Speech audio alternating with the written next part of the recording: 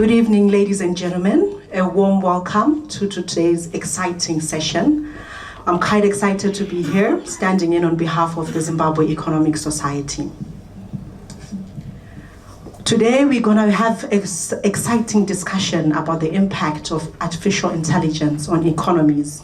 Without wasting much time, I would like to introduce our main speaker, Professor Mutambara. Professor Arthur Mutambara is doctor, engineer, and author, and the director and full professor of the University of Johannesburg Institute for the Future of Knowledge in South Africa, where he also serves as the head of Decentralized Artificial Intelligence and Control System Research Program. He is the editor-in-chief of the Journal of the Foresight and Thought Leadership.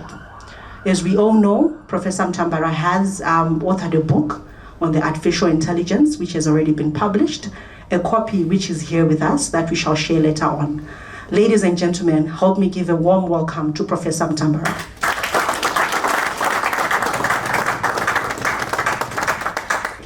Thank you very much for that propaganda spreading over my name. But who doesn't love propaganda? We are talking about the economics of AI, prospects and possibilities for the Zimbabwean economy. Our mandate, our intention is to understand how we can use AI in Zimbabwe to solve our problems. How we can use AI to drive all our sectors, agriculture, mining, energy, all the sectors are being affected by AI, but no one is going to do it for us. We must have urgency. So our interest in this conversation today is to say, so what? What can we do in this country? What are the prospects and possibilities for the Zimbabwean economy? And we are concerned about actual implementation of these ideas so that our lives can be improved as Zimbabweans. No one is going to do this for us. We must start by saying what we mean by artificial intelligence. We're talking about the development and deployment of computer systems or machines that can perform tasks requiring human-like intelligence, such as learning, such as problem solving, such as decision making, just like you. If you can have your capabilities, the capabilities you have as a human being in a machine, that's AI, that's all. Is there some capacity to learn in this software? Is there some capacity to solve problems in this software? Is it making decisions? Once those three are going on, we have an AI system, that's all. In terms of the broad categories of AI, we start with what's called simple task AI, where the AI just does one goal. You give it a task, it does it. Single task AI. Then you go up to what is called agentic AI, where it becomes more complicated. It has got urgency, it's autonomous, it makes decisions, it pursues various goals.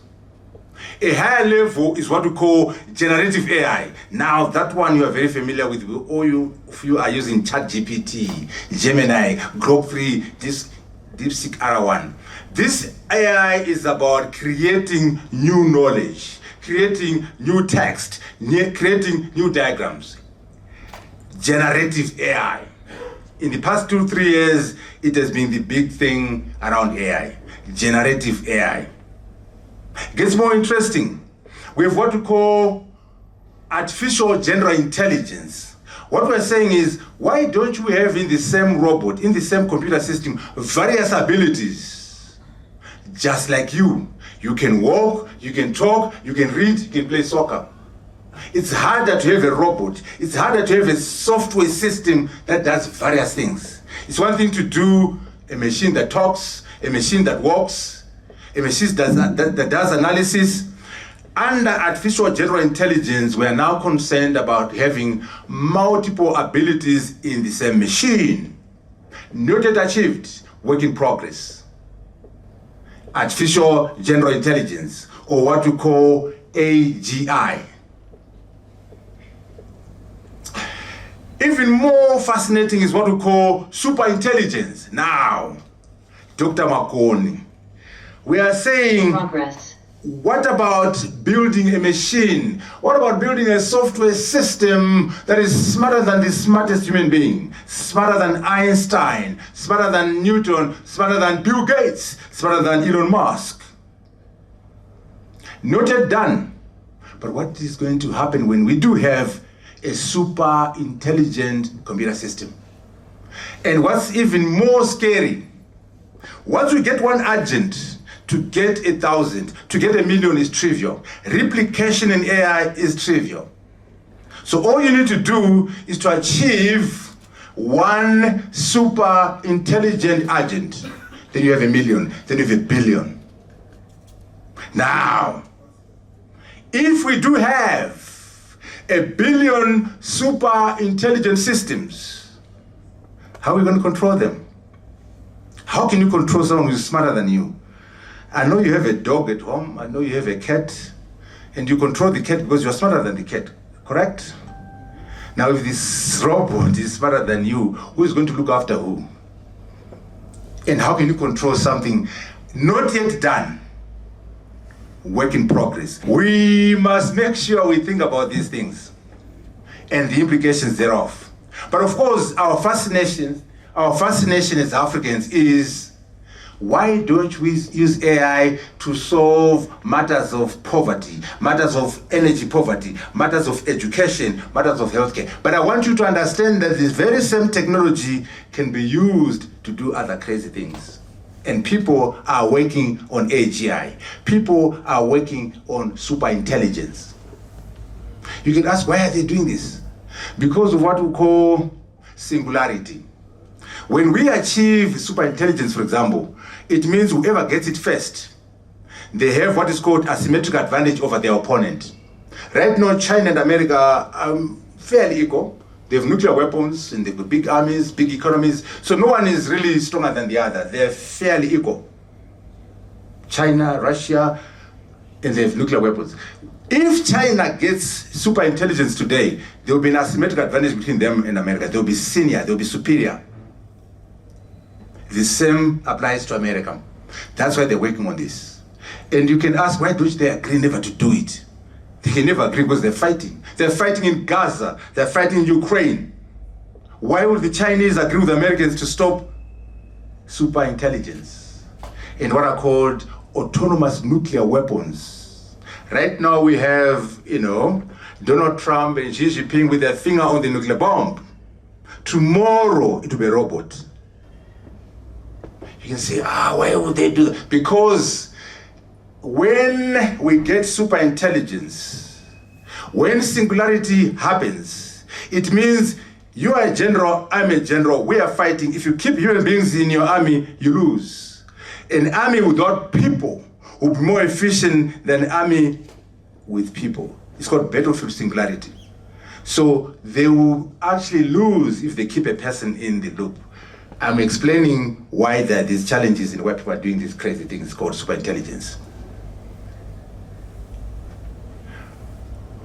What we want to do is to make sure that, what we're trying to do is to make sure that we understand why people are experimenting with these technologies, why they are talking about superintelligence, why they're talking about autonomous nuclear weapons, is because of the competition between nations. The competition between nations will force them not to cooperate, but they'll continue to fight and compete. I just want you to be able to speak intelligently about intelligence. Artificial intelligence is the big area. Inside AI, we have machine learning. Inside machine learning, we have deep learning. So, if you are communicating, you don't say, we are studying AI and machine learning. It's like saying, I'm going to Zimbabwe and Mutambara. No, I'm going to Zimbabwe, in particular, Mutambara. I'm studying AI, in particular, machine learning. I'm studying machine learning, in particular, deep learning, so that you understand the relatedness of things. Machine learning is a broader category. Neural networks is inside, deep learning comes inside. Most of you are talking about ChatGPT. You must know that when you say ChatGPT, it's a part of GPT-4, which is a part of large language models, which is a part of what are called GPTs, which is part of generative AI, which is part of transformers, which is part of neural nets, and then machine learning, then AI. Just the language is important. I know most of us are not engineers or economists or sociologists or lawyers. That is the terminology we use in the field. And there are 6 key AI systems that are popular: the ChatGPT, Grok, Gemini, and Cloud, and also we have DeepSeek R1 from the Chinese. And DeepSeek R1 is very important for us because it has been produced by our friends from China. And it shows that we can do it as emerging economies. That is the entire set of the large language models. Our conversation, Dr. Kanyenze, must start with exposure. Our conversation must start with reading. We must make sure every political leader, every business leader, every economist, every lawyer goes through some of these books. The Coming Wave by Mustafa, Genesis by Kissinger. You know, Kissinger worked with those 2 tech guys to produce a book before he died. It will address issues of geopolitics and AI, the competition around chips, the chips that drive AI, Nexus from Harare.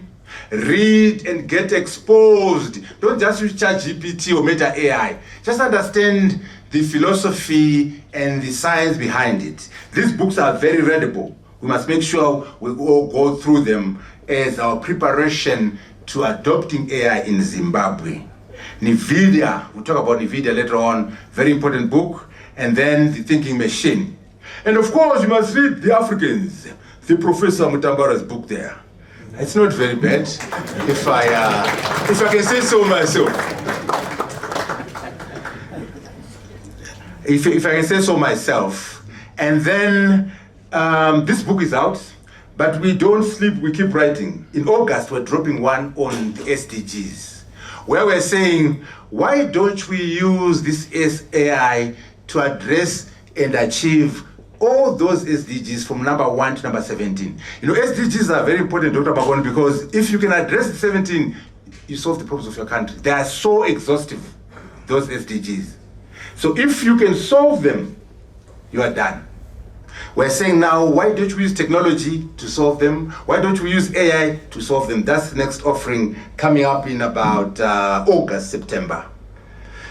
We must understand AI is part of a technology ecosystem. It's just part of many other technologies.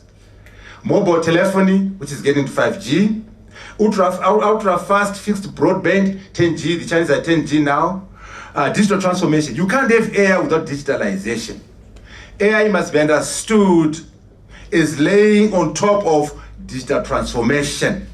Big data, without data there's no AI. So big data analytics, e-commerce, cybersecurity, blockchain technology. What we're saying in Zimbabwe, we cannot embrace AI without digitalization. We cannot have AI without digital transformation, without addressing cybersecurity, without leveraging blockchain technology. You know, renewable energy, the big issue is not the panels. The issue is storage. Right now, before you go to bed, you're going to charge your phone. Can you imagine if you can build a battery that you charge your phone once a month or once a year? What that would mean. This sun you see, if we're able to harvest and store just 2% of the energy from the sun in a day, there will be no need for fossil fuels. So the major challenge around renewable energy is what is called battery energy storage systems. We need to make sure that we understand that foundational technology around renewable energy. Fintech, agri-tech, logistics, synthetic biology. It's a major technology its own, where Dr. Makoni, we are now manipulating genes to change organisms. We're saying the future, Dr. Makoni, is going to be all the attributes of Dr. Makoni minus the negative. We manipulate the genes. So we only have the positive attributes of Dr. Makone. The negative we destroy. We are also recreating animals that are extinct by looking at the genes and so on. So synthetic biology is a major technology.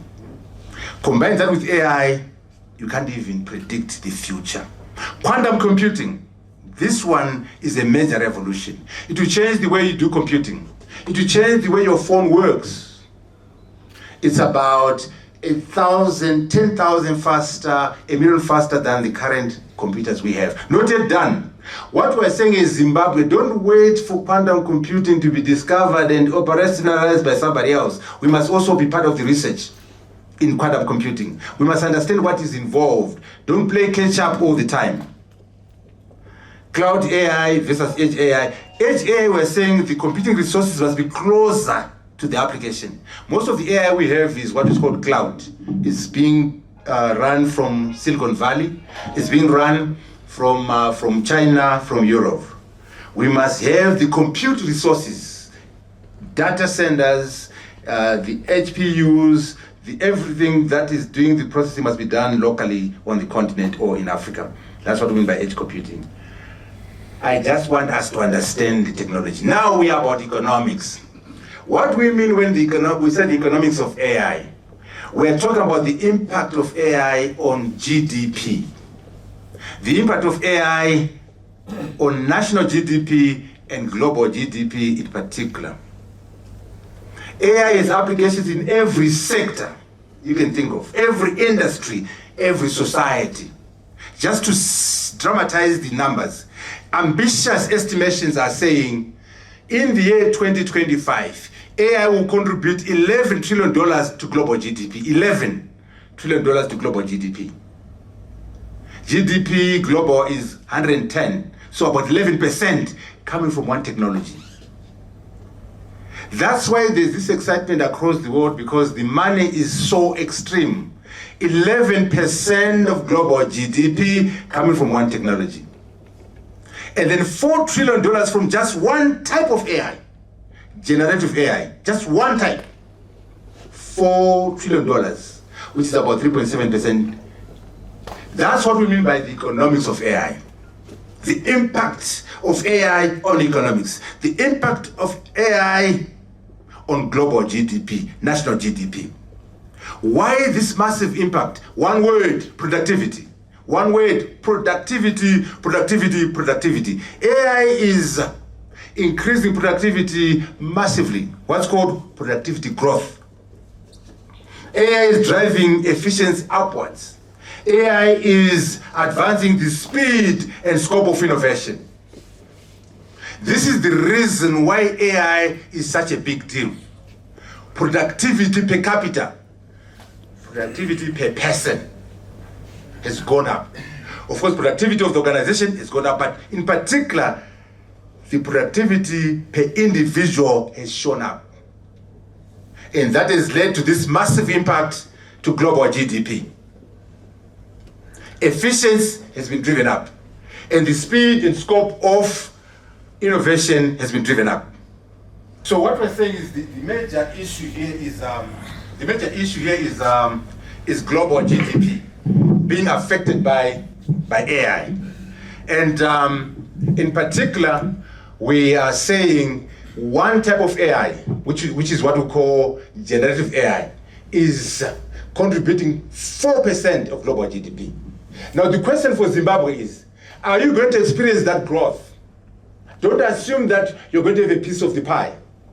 What will happen is, if we are not careful, if we are not organized, the people in Zimbabwe, the people in Africa won't experience that growth. That growth will be experienced in China, that growth will be experienced in America, but not in Zimbabwe.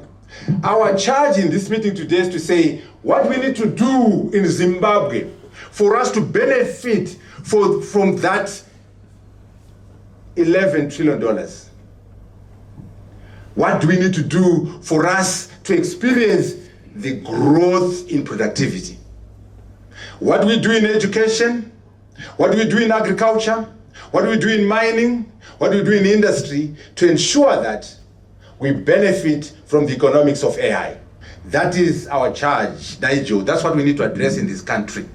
What can we do? What should we do to ensure that we have a piece of the pie? Productivity growth can be understood in terms of percentage increase in productivity, or what is called productivity multiplier. You double the productivity. 3 times the productivity, 10 times productivity. That's what we need to address and see that we can make it happen on the continent. We'll make sure that it can happen in Zimbabwe. That's our mandate. Just to give you a sense of what is going on, this is just from last week, from Goldman Sachs. The CEO, what does he say? AI can now draft 95% of the IPO prospectus, initial public offering documents. 95% can be done by AI. A job that used to require 6-person team and multiple weeks. Only 5% matters, and that is what the human being is doing. We are dramatizing the dramatic impact of productivity, of AI on productivity. 95% of the work is now done by the AI. A job that took 6 people in multiple weeks. That's coming from Goldman Sachs, and they are doing complicated work. What about our less than complicated work? This is, how do we survive in this environment in Zimbabwe? How do we leverage this capacity in Zimbabwe? Okay, what are the drivers that we need to leverage in Zimbabwe? Automation, which will reduce costs and increase efficiency. Innovation, which will fuel new products and new revenues. Job transformation, high skill roles, and challenges, of course. There's no such thing as a free lunch.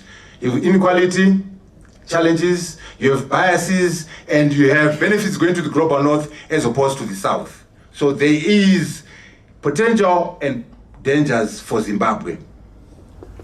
Okay? We can increase productivity by percentage, or we can have a multiplier. And in some cases, in some sectors, we can go as high as 10%, 10 times as much. While we're doing 1,000, you're doing 10,000. This is what we mean by the economics of AI. The impact of AI on productivity. The impact on AI on the economy. That's what we mean by this. Okay? And we need to see how we can do this. $11 trillion is very ambitious. Some people challenge that. $4 trillion is very ambitious. Some people challenge that. But working with those numbers, we'll look at some less ambitious numbers, but still, that is a major issue. Why? Because if you look at our global economies, we are saying generative AI alone is equivalent to the Japanese economy.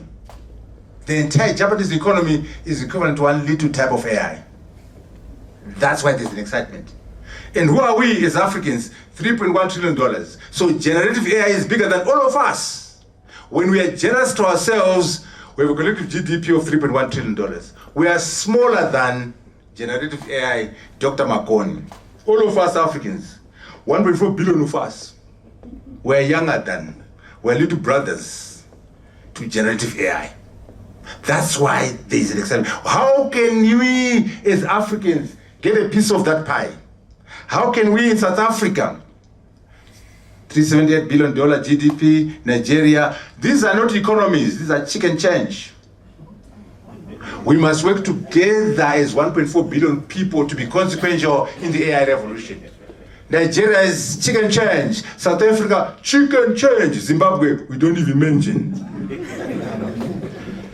Don't talk AI without regional integration. Don't talk AI without continental integration. We will not succeed. So yes, we work out our plans in Zimbabwe, but we link into SADC, we link into the continent. That's how we're going to make it.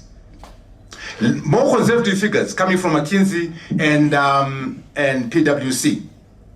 They are saying it will be $15 trillion in 2030. They're more conservative.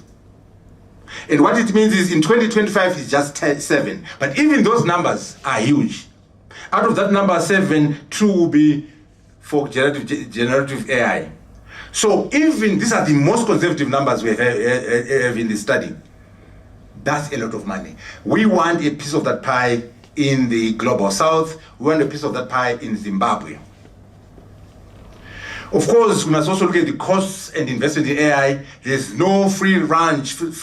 We must make sure there's upfront investment in training, and all these things must be done. And these are the sectors where there's investment. Healthcare, finance, retail. You can see there's a lot of investment in finance. How much are we investing in AI in finance in Zimbabwe, in healthcare, in retail, and other sectors like education? And of course, there are the risks that we should think about. 30% job losses according to the OECD. That's the prediction there. What can we do around ethical concerns? What can we do around reskilling? What can we do to ensure inclusive growth in the SMEs, in Africa, in Zimbabwe, so that the global south economies are benefiting? Jobs. Three things about jobs. There's going to be job displacement.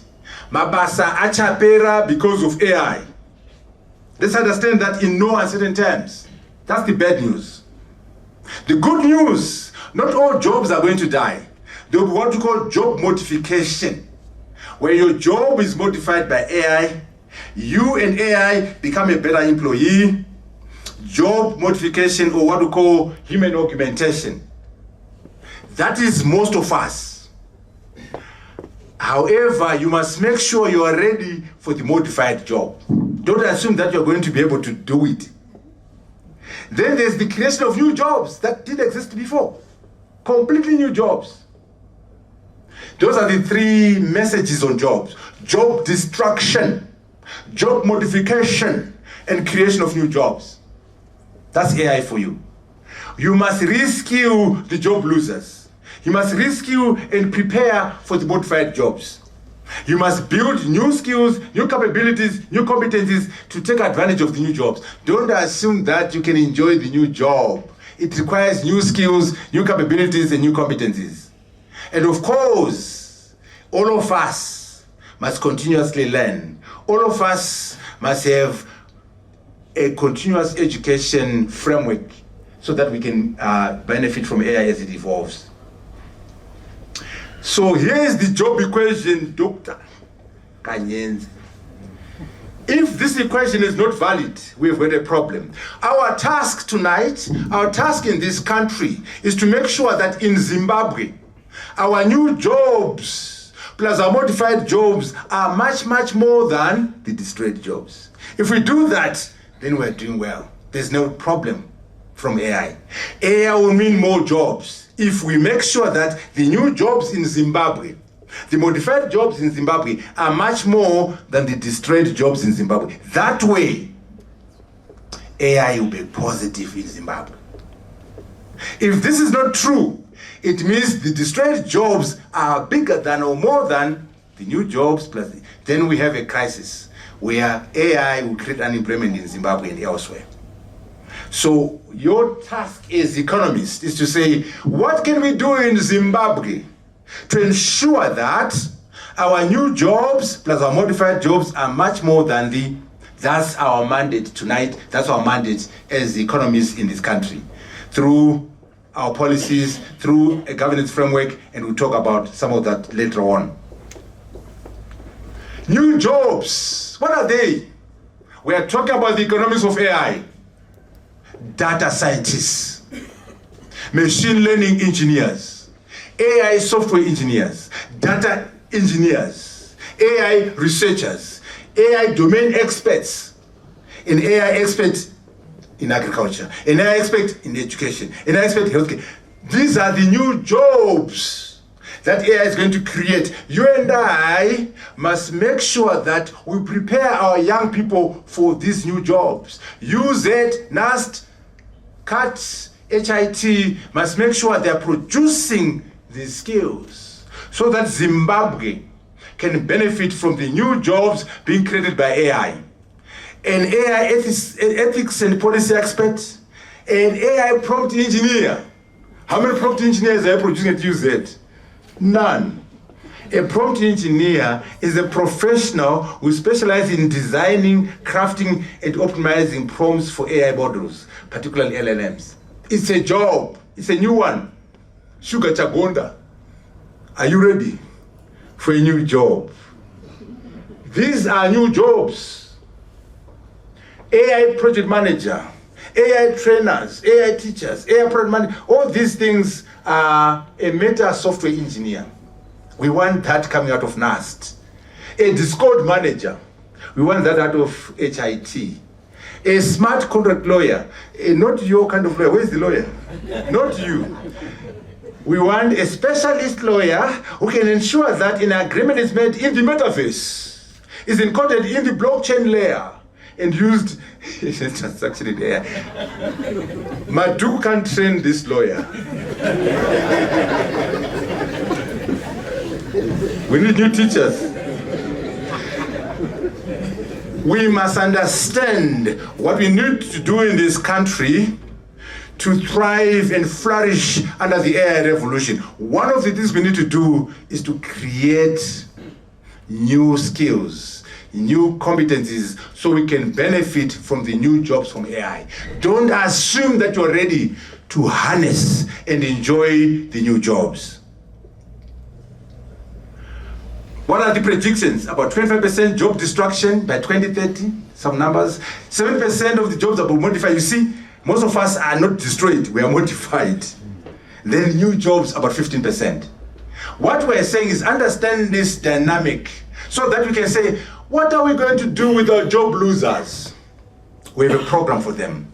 What are we going to do for our people to make sure they can take advantage of the modified jobs? We have a program for that. How can we prepare for the new jobs? We have a program for that. That's what we're trying to do tonight.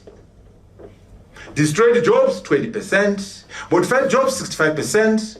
And then new jobs. This is the estimation, Dr. Kanyens. We need to prepare for that. We need to do something about it to get there. But not everyone is as positive as I am. I'm kind of very optimistic. Others are saying no. Last week, if you read over the CNN and the newspapers, the CEO of Anthropic wrote an article called "Behind the Curtain, a White-Collar Bloodbath." This man is a producer of AI systems. What does he say? AI could wipe out 50% of all entry-level white-collar jobs in 5 years' time. It will spike unemployment by 20% in 5 years' time. Here's his message. AI companies and government must stop sugarcoating what's coming. There's possible mass elimination of jobs across technology, finance, law, consulting, and other white-collar professions, especially at entry level. It's harsh, but that's his own prognosis. But we say, look, this is going to happen, but if we are proactive, we'll make sure our job losers have an opportunity. We make sure the modified jobs are prepared for, and we prepare for the new jobs. But listen to his message. He is speaking out in hopes of jarring government and fellow AI companies into preparing and protecting the United States. He's not thinking about you. Who is thinking about you? He's not worried about whether Africans are employed or not. You see, when it comes to very high-end technologies, white folks don't mess up. They take care of themselves.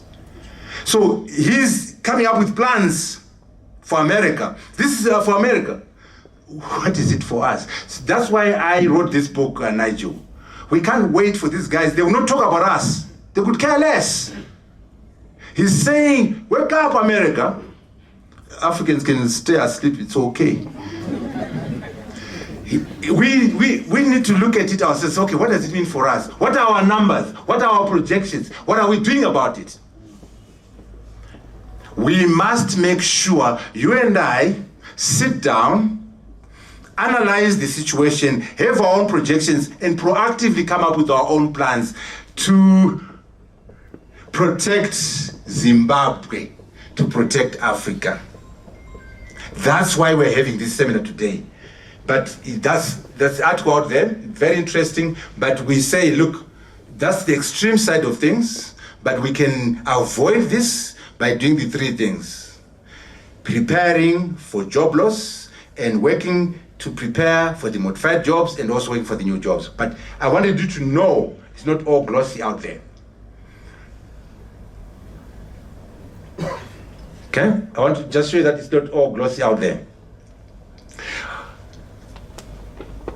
Now, this is the message about skills in Zimbabwe.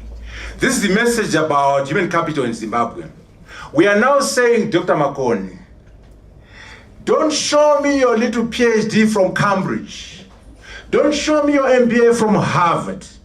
Don't show me your little degree from NUST. I could care less. Show me what you can do.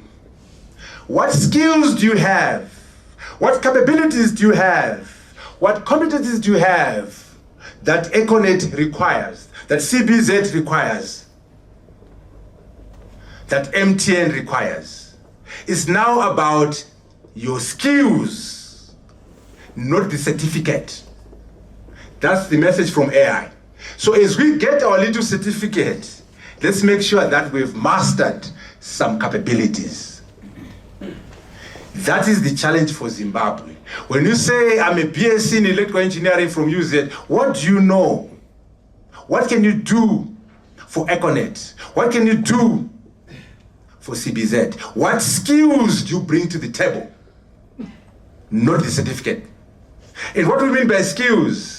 In addition to your little degree, your little PhD, your little MBA, make sure that you have problem-solving skills. Make sure you've mastered critical thinking. Make sure you are learning how to learn, how to unlearn, how to relearn. Are they teaching this at NUST? Learning how to learn, learning how to unlearn and relearn. Are they giving you financial literacy? Are they giving you digital skills?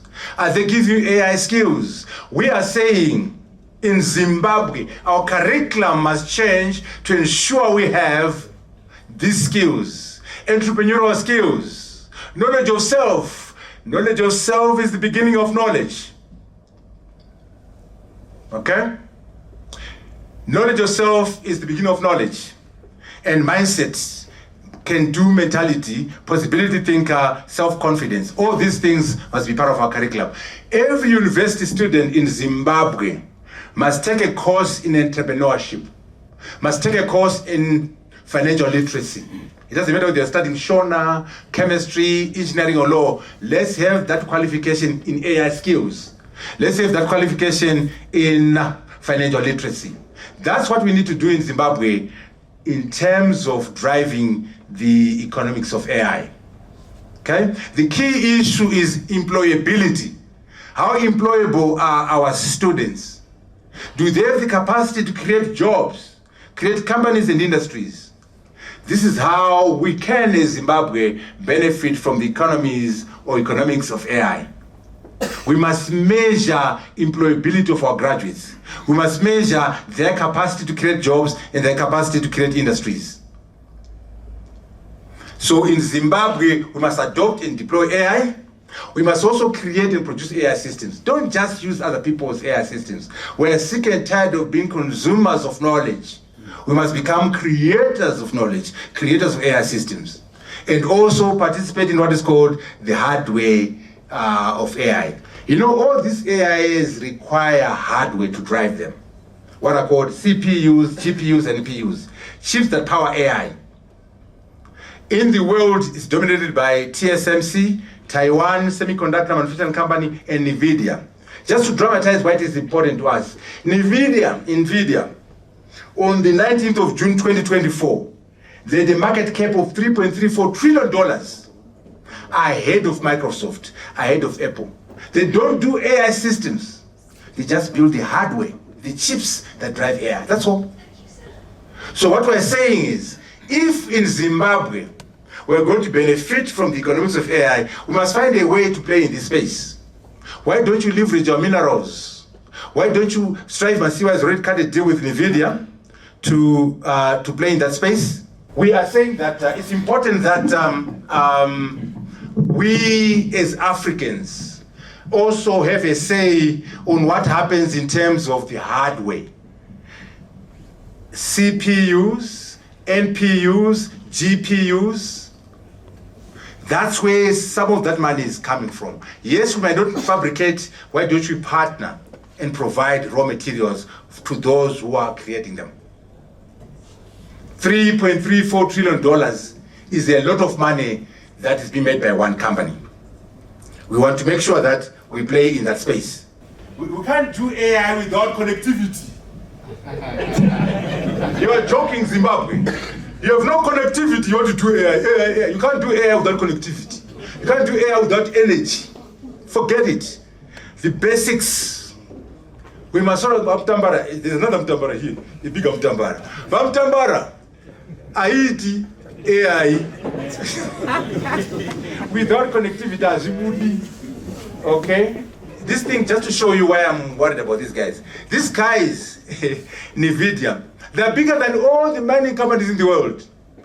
You know about BHP, the biggest mining company in the world. They're a dwarf compared to NVIDIA. So if we're going to improve the quality of life of our people, we must play in that space of hardware, okay? I'm winding up now.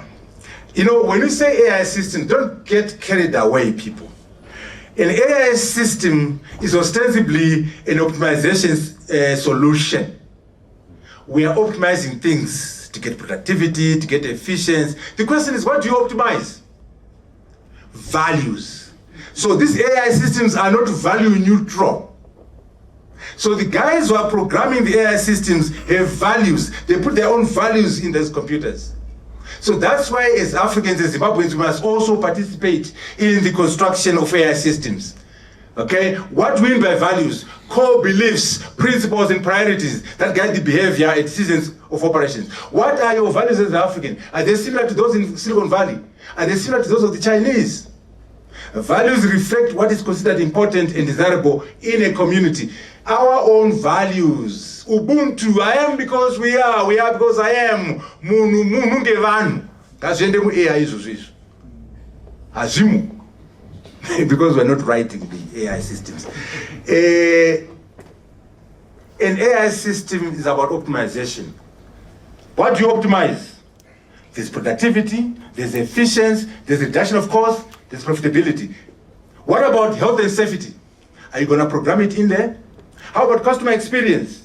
How about customer satisfaction and success? How about relationships? How about business sustainability? How about environmental impact? What I'm saying is, don't take the AI as a silver bullet that cannot be changed. When you build the AI system, you are going to decide on those things and see what is important. You know, I know in this country we have Uber, with InDrive, there was Via is dead, I think there's Bolt and Uber. If I was to change them, it's an AI system, basically. If I was to say there must be a safety button, which I press, I talk to a human being, if there's danger in that car. If there's a detection system where I can check whether the guy has sleep deprivation or is drunk. If you put a chip in there that tests whether the car system, all these things you can put into an Uber system. They don't do it because they're cutting costs. With all these measures, these are measures you can put in the Uber system in InDrive to protect the customer. Without the measures, you can get 60% profit. If you put the measures, 40%. Now you design the AI system. What are you going to do? Are you going to go for 60% or 40%? I'm dramatizing that. AI is about optimization. What you optimize is your choice. If you believe in safety, if you believe in these things that I've listed, you design a system which is 40% profitable, but values matter. Okay? I'll just run through the Zimbabwe things. When you say possibilities and prospects, possibility can be very theoretical. Prospects are practical. So we need to make sure that we're clear on what we can do right now. Focus on likelihood. what is practical, what is tangible, and we cannot put the cart before the horse. And I'm glad with this issue of technology today, because it shows us that we must do some things before we go for AI. There are some things that should be done in Zimbabwe before AI. You can't put the cart before the horse. You must solve the issue of awareness. Are we even aware of AI? Do we know what AI is about? Do we care? Basic infrastructure, energy, connectivity. You people have been disrupting me. Connectivity, digital infrastructure. We are not ready, Dr. Makoni, if we don't fix this. I mean, it's nice, it's great, but if we don't solve awareness, if we don't solve basic infrastructure, if we don't solve energy, right now we have load shedding, stage what? Stage 100. We must solve that. Maybe we can even use AI to solve it, but it must be solved. Computer infrastructure, what's called compute infrastructure. Data. Without data, there's no AI. Harvesting of data, creation of data, financial resources. Nigel, some of these LM companies require $100 million to do ChatGPT. They have 100 PhDs. They need so much energy. Some of them have their own nuclear power plants to generate. So power is so important, education is so important, financial resources. These are the requirements we need to put in place. Governance and regulation, AI ecosystem, organizational preparedness. And as I said earlier on, please, yes, let's work on Zimbabwe, but it's not enough. We must motivate our colleagues at SADC so that we do things at SADC level and Africa. We must have the AI vision for Zimbabwe. I hope the ministry people are here. We need a national AI vision, a national AI strategy, and an implementation matrix. Number 3 is most important. Who is going to do what? When are they doing it? Where is the money coming from? How are you going to be a successful leg of it? Prioritization, sequencing, that is very important for a start. And it must be involving all stakeholders. That's what we need in Zimbabwe. An AI vision, and then they'll interact like that. Learn from other countries. Rwanda has done a good job. Okay? They have enablers, they have accelerators, and all this we can learn from them. For the corporates who are here, you need to do 6 things in Zimbabwe. Build a transformation roadmap, build a talent bench, build a new operating model, and produce a distributed technology environment where innovation occurs across the organization. And data, and then you unlock user adoption, enterprise scaling. This is what McKinsey and companies found out by looking at 1,000 companies across the world. Zimbabwean companies must do this if they're going to survive. And then we must have a framework that talks about the readiness of the country. There's a framework that we need to push, where we're looking at the benefits, we look at capabilities, we look at the risks, and how we can minimize those risks. And this is what we need to do in the country, in Zimbabwe. And in doing that, we look at the sectors and see the growth in technology, the growth in education, and see how we can intervene so that AI can be a catalyst for development. I'm going to rush through this. We can cover some of this during our discussions. But I wanted to make sure that we're very clear that there are prospects in the Zimbabwean economy. We can make things happen sector by sector. AI in education, I will emphasize this one because without this, there will be no AI in Zimbabwe. It must go beyond digital literacy. We must embrace AI literacy. Okay? We must develop what's called an AI literacy framework and to empower learners to navigate AI integrated world with confidence and purpose. That is the framework we're pushing for Zimbabwe. And I hope we have some time with the Ministry of Education to see how we can make this happen in the country. Okay? What are we saying? We must have a national strategy that integrates AI education across primary, secondary, and higher education. Cultivate AI literacy from early age with students as young as 6.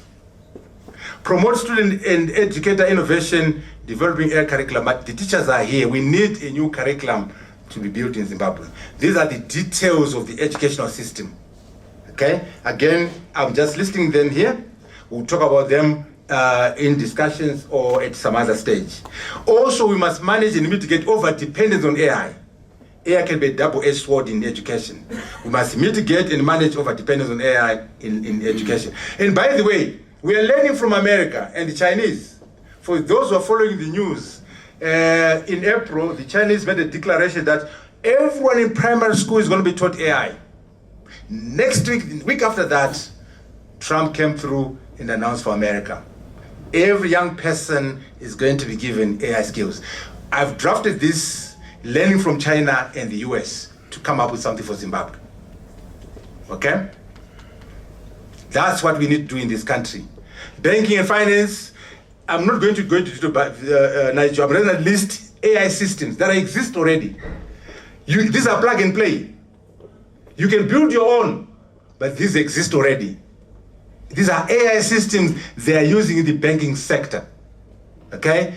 You can use them, you can build your own. Okay? Healthcare, here are the AI systems they're using in the healthcare sector. Again, I won't go into details, we can share after the event, but I'm saying people are already using AI in healthcare. We've drafted ideas for Zimbabwe. They're in the book, but they're also on this chart here. Okay? Medical and biological research, Dr. Makoni, AlphaFold, that's revolutionary, this thing here. It predicts 3D protein structure from amino acids, 200 million protein structures. Biology will never be the same. Medical studies will never be the same as AlphaFold, coming out of Harvard and MIT. Powerful AI systems in biological research. Again, no details, everything is covered in the book. Agriculture, CropX, all these are existing AI systems for Zimbabwe. We're talking about Zimbabwe benefiting from the AI revolution. We are providing the systems. Drones are a big one. Drones can be used in agriculture for spreading and spraying. Drones can be used to drop merchandise in commercial, dropping of commercial products. You can use in healthcare to drop medicines. You can use for war. It's your choice. A lot of people in the agriculture industry, growers, ranchers, academics, to bring about better, faster, and healthier workflows, and you can use it to fight. Little is known about the event, except that Israel used the swarm attack to strike dozens of targets, together with other missiles and munitions. We can use AI system mining. Again, these are existing AI systems already developed for the mining sector. Why don't we see what we can use in this country? Why don't we develop our own manufacturing AI systems? We'll build the machines, but we must make sure we use them in manufacturing. These are the AI systems we have for Zimbabwe in manufacturing. The robots are there. We can use this machine in manufacturing. We can use this machine in mining. We can adopt it so that it just doesn't dance around like we're doing so far.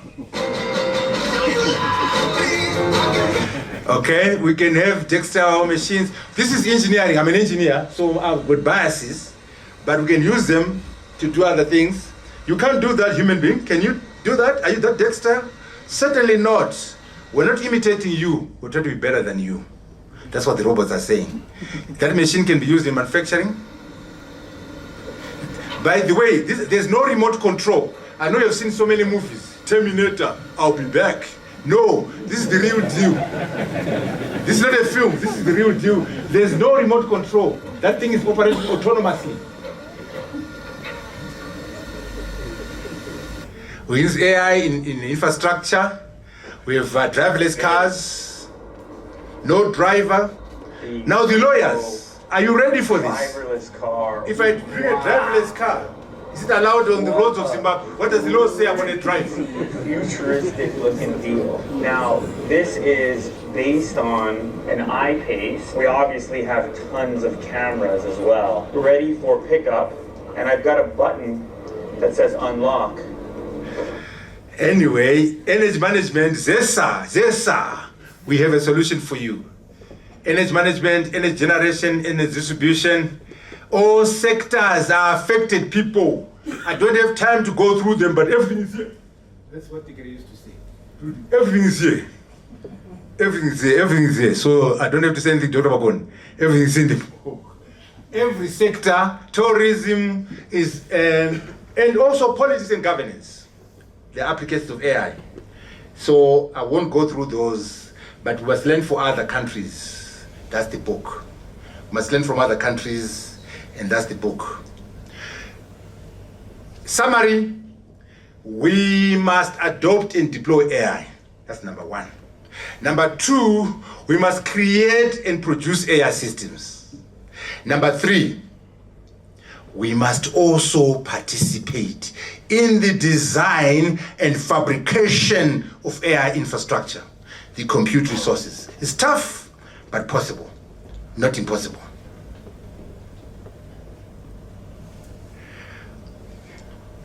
Zimbabweans must have agents.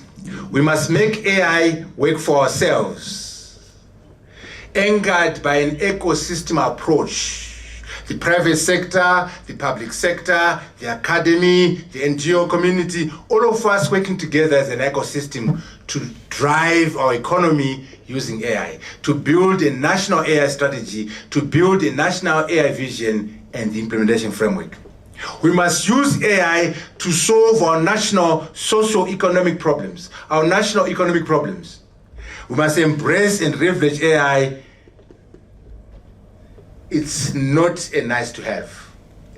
It's about existential. It's an existential matter. It's about survival. If we don't, we are doomed. Nevertheless, these possibilities and these prospects are going to rise or fall on leadership, political leadership, economic leadership, business leadership, civic society leadership, labor leadership, academic leadership, in an ecosystem framework where we work together. We must remember leadership is required at every level. I thank you very much. It has been distorted by technology, but that's good. We now know that we're not ready.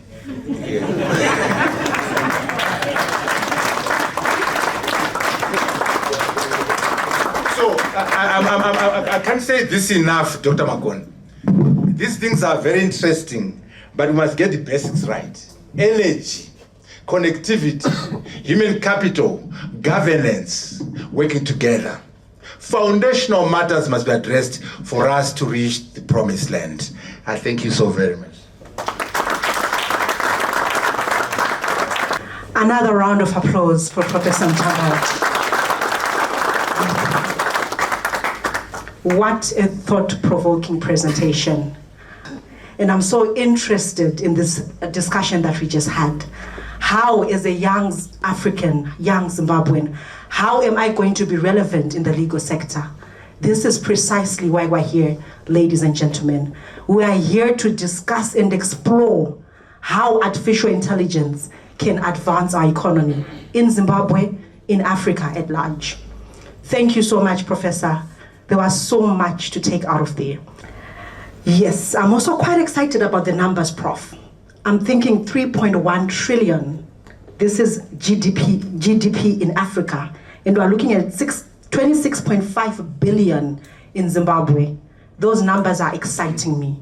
I think we all have now a fresh appetite for artificial intelligence and its impact on its economy.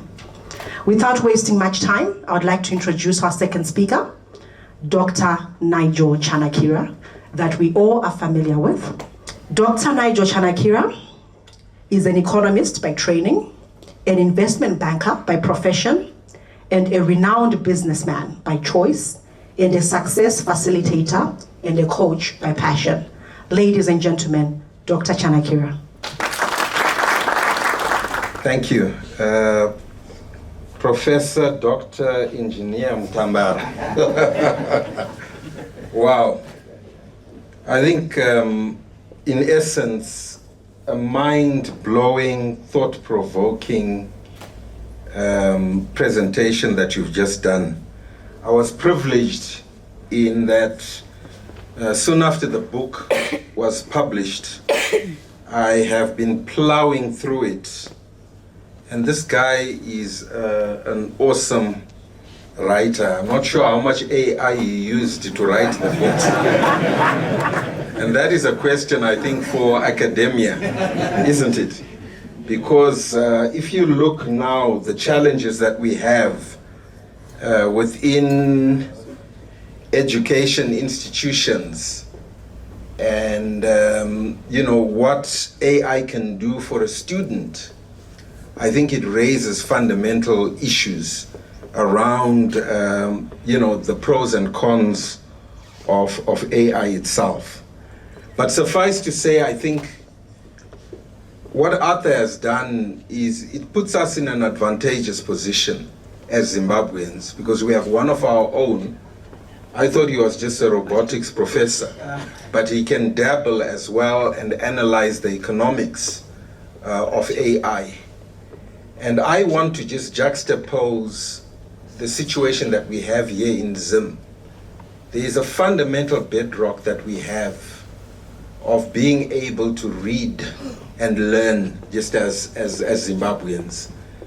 Now, the question I think that arises is, we are in an age where we could flip and reposition ourselves as Zimbabweans to take advantage of the economics of AI that you articulated so eloquently.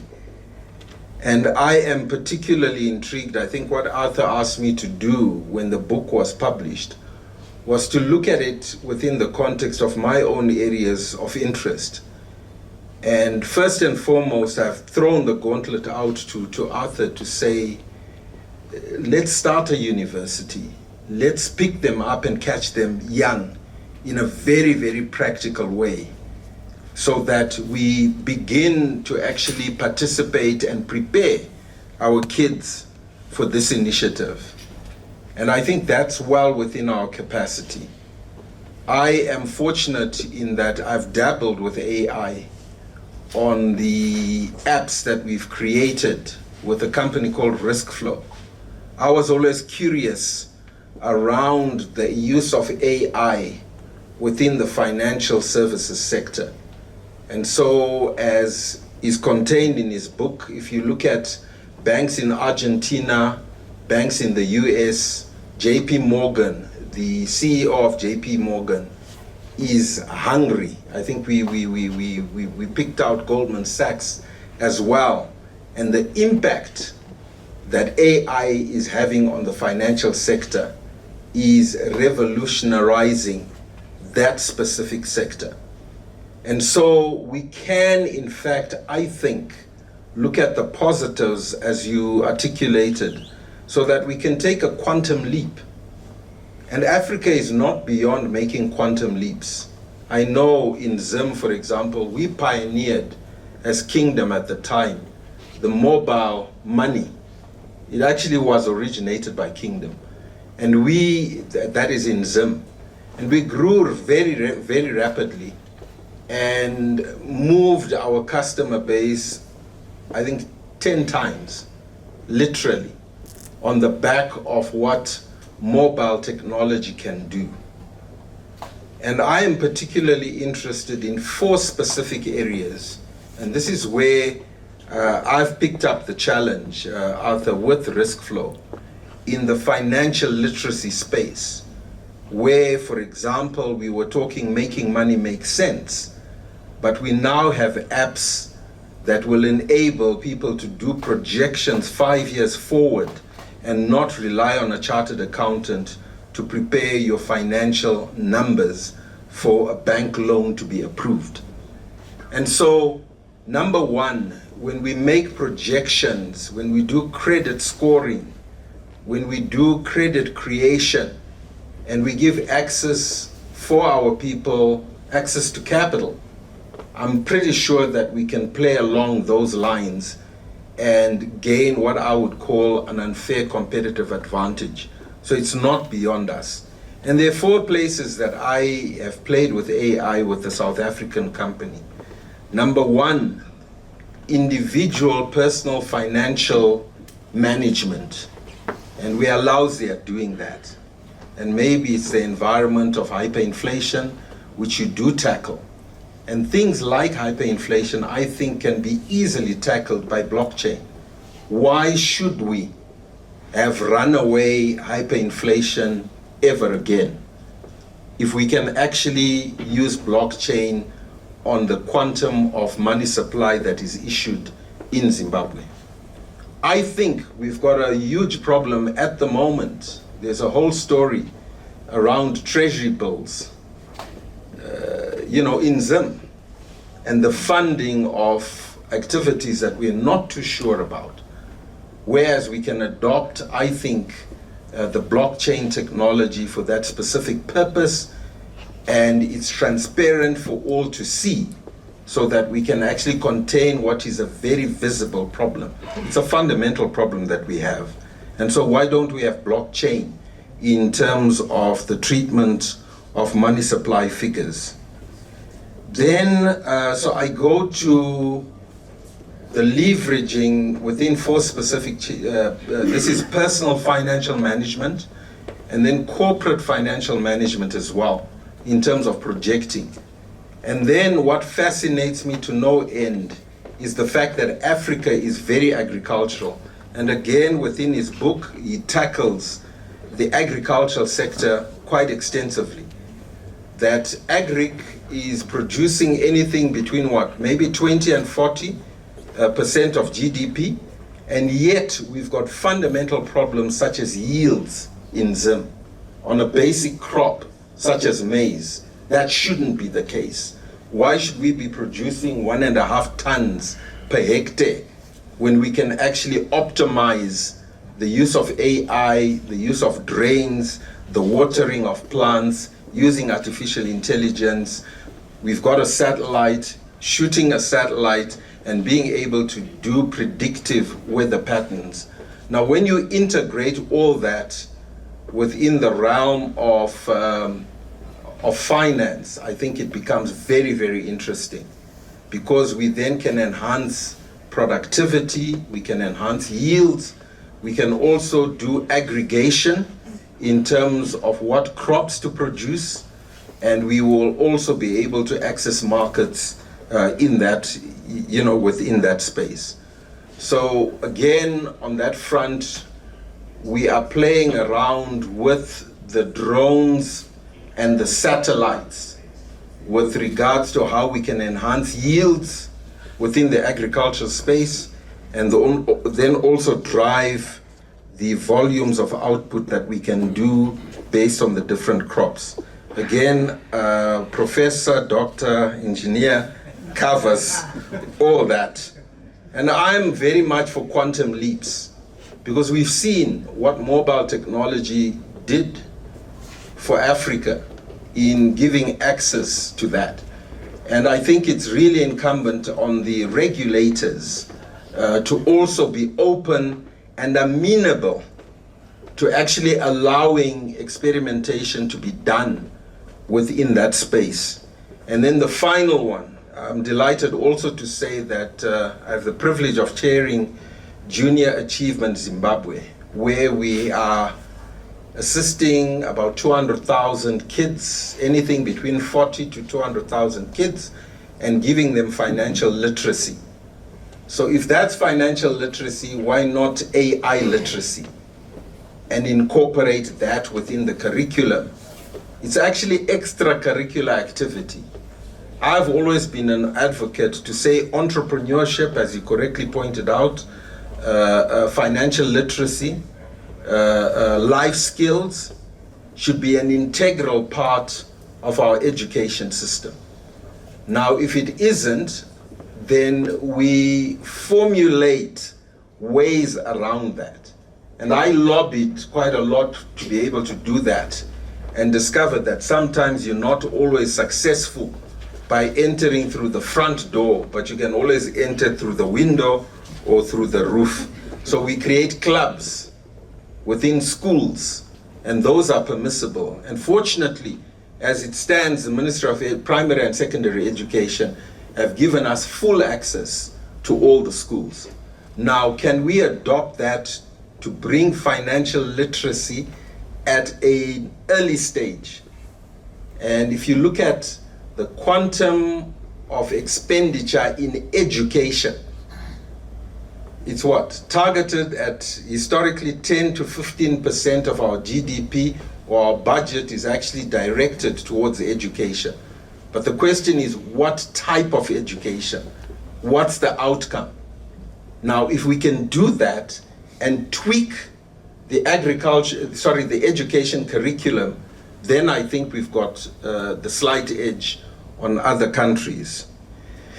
Then we go on, and I am also fascinated in the second industry that I'm involved in, the personal development realm, the driving of productivity per person, per company. And we've been able to introduce, and are introducing, learning platforms with partners in the US as well, on the SMI, LMI, and FMI side, Success Motivation International, and deploying AI to enhance productivity per person. And then also learning about behaviors of managers, of staff, and then seeing how we can actually transform and eradicate the shortcomings that they have. And so again, I think in the human capital development space, we again are well capable to deploy AI in that direction. I think what fascinates me to no end is the amount of capital that is being deployed into AI. And as you correctly discern, it's hardware and software. Now, what is our competitive edge? I don't think we've got the capacity on the hardware side, and therefore the leveraging, where we are outright saying, A, we don't have the power, we don't have the compute infrastructure, and therefore what is our role? And how can we deploy it? I mean, there are issues around climate change. Those compute engines are actually disrupting weather patterns because it's a lot of power that's being consumed by these computers. Now, do we want them here? I don't necessarily think we do. But where is our competitive advantage? I think it's then in the deployment of the software to say we will participate and add value on the software side. We can easily transform, I think, our education systems, our human capital development, our skills around architecture, and again be able to delve into, I'm fascinated, I'm using an architect for the development of the university that I invited you to join me. My mission is to develop a university that is more futuristic. And so the issue now is, even with the diagrams, the stuff that he's drawing up, he doesn't do it. He deploys skills all over the world and then just superintends over the campus that we are going to have. Now that's fascinating. Before, they were actually doing the drawings. But all these things that we're trying to invent now have been done before. And so can we deploy our intellectual capital to take advantage and then make the quantum leaps? I think that fascinates me to no end for a developing country like Zimbabwe. And when we have people like yourself, then we champion it within SADC. We champion it around the African continent. And I think you've shown us how. Then finally, perhaps, the amount of capital that is being raised for these activities. Can we be able to tap into those international financial markets? I still think we have the Victoria Falls Stock Exchange. It's something that's probably underutilized for that purpose. And yet, I think it really gives us an opportunity to perhaps do the things that we can do, start companies. I'm delighted that my brother Strive is already formulating those partnerships. But how do we leverage, for example, our learning institutions and tap into that infrastructure that NVIDIA, will offer him, and then be able to actually add the cultural practices, drive our value systems as Africans, allow for language not to be a barrier. That's pretty easy in terms of translations into however many languages we have here. Is it 11? And be able to drive an industry there. So great work, intriguing work that requires us, Prof, Doc, Engineer, to actually do something.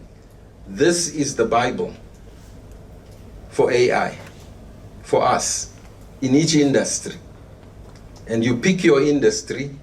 I'm in finance and I'm in education. And I've zoned in on that, and agriculture and health have a fascination. And I've been challenging the people on the various boards that I have. So once again, congratulations, and thanks for setting us on the line. Thank you.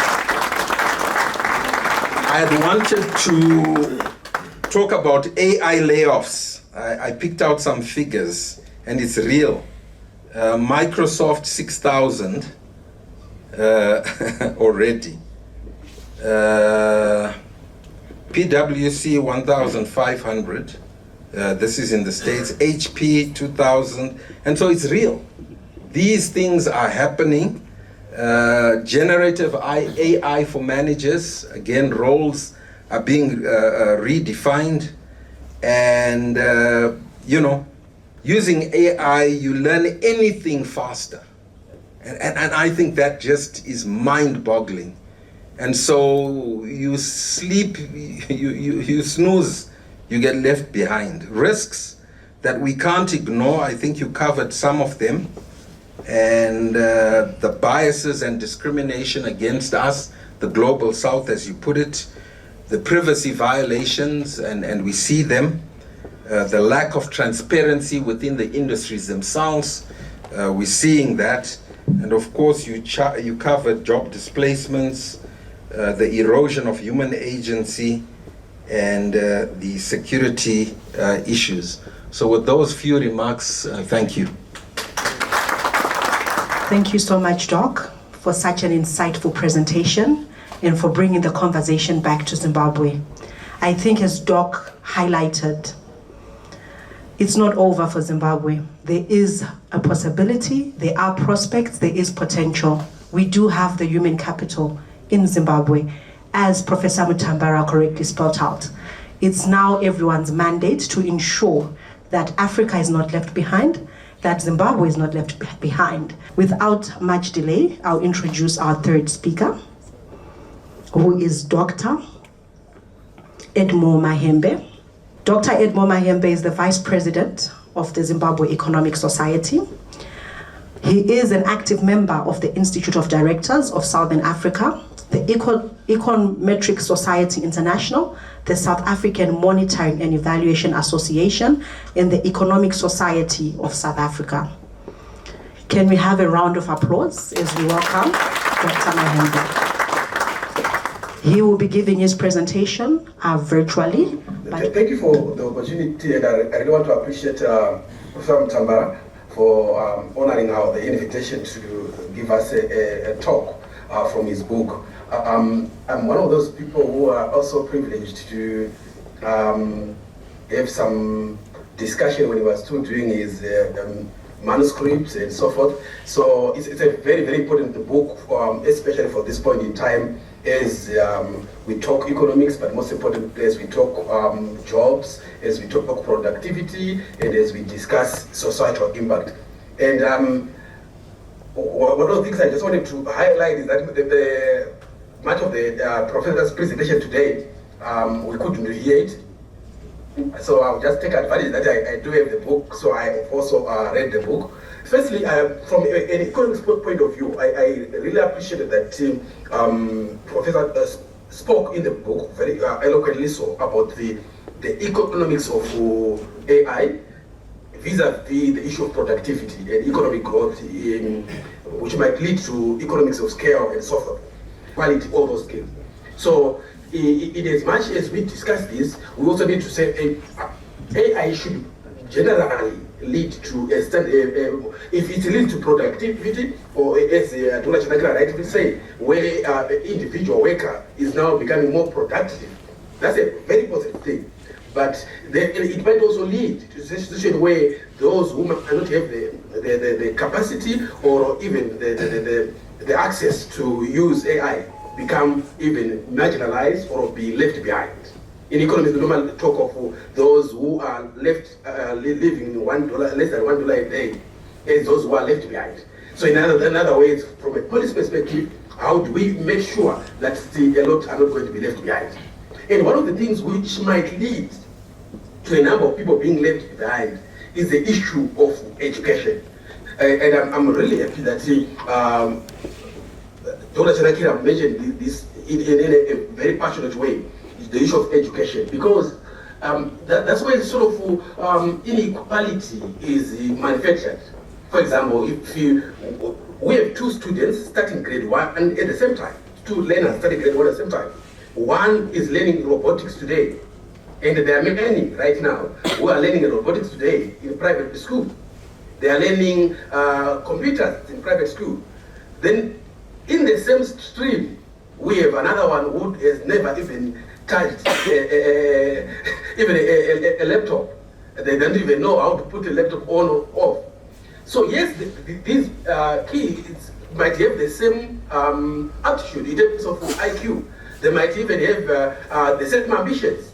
But from grade 1, the other one is already several miles ahead compared to the other.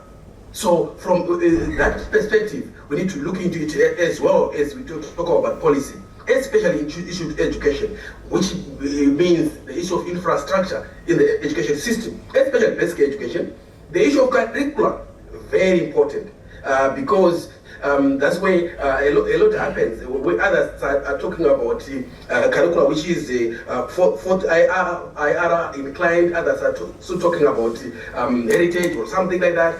So that disjuncture actually makes us have two kids running in the same, almost same years, but going very divergent directions. So those issues are extremely important. Then the other one, which I just wanted to highlight on the economics part, was the issue of the jobs equation. Extremely important, both from a policy perspective, but also from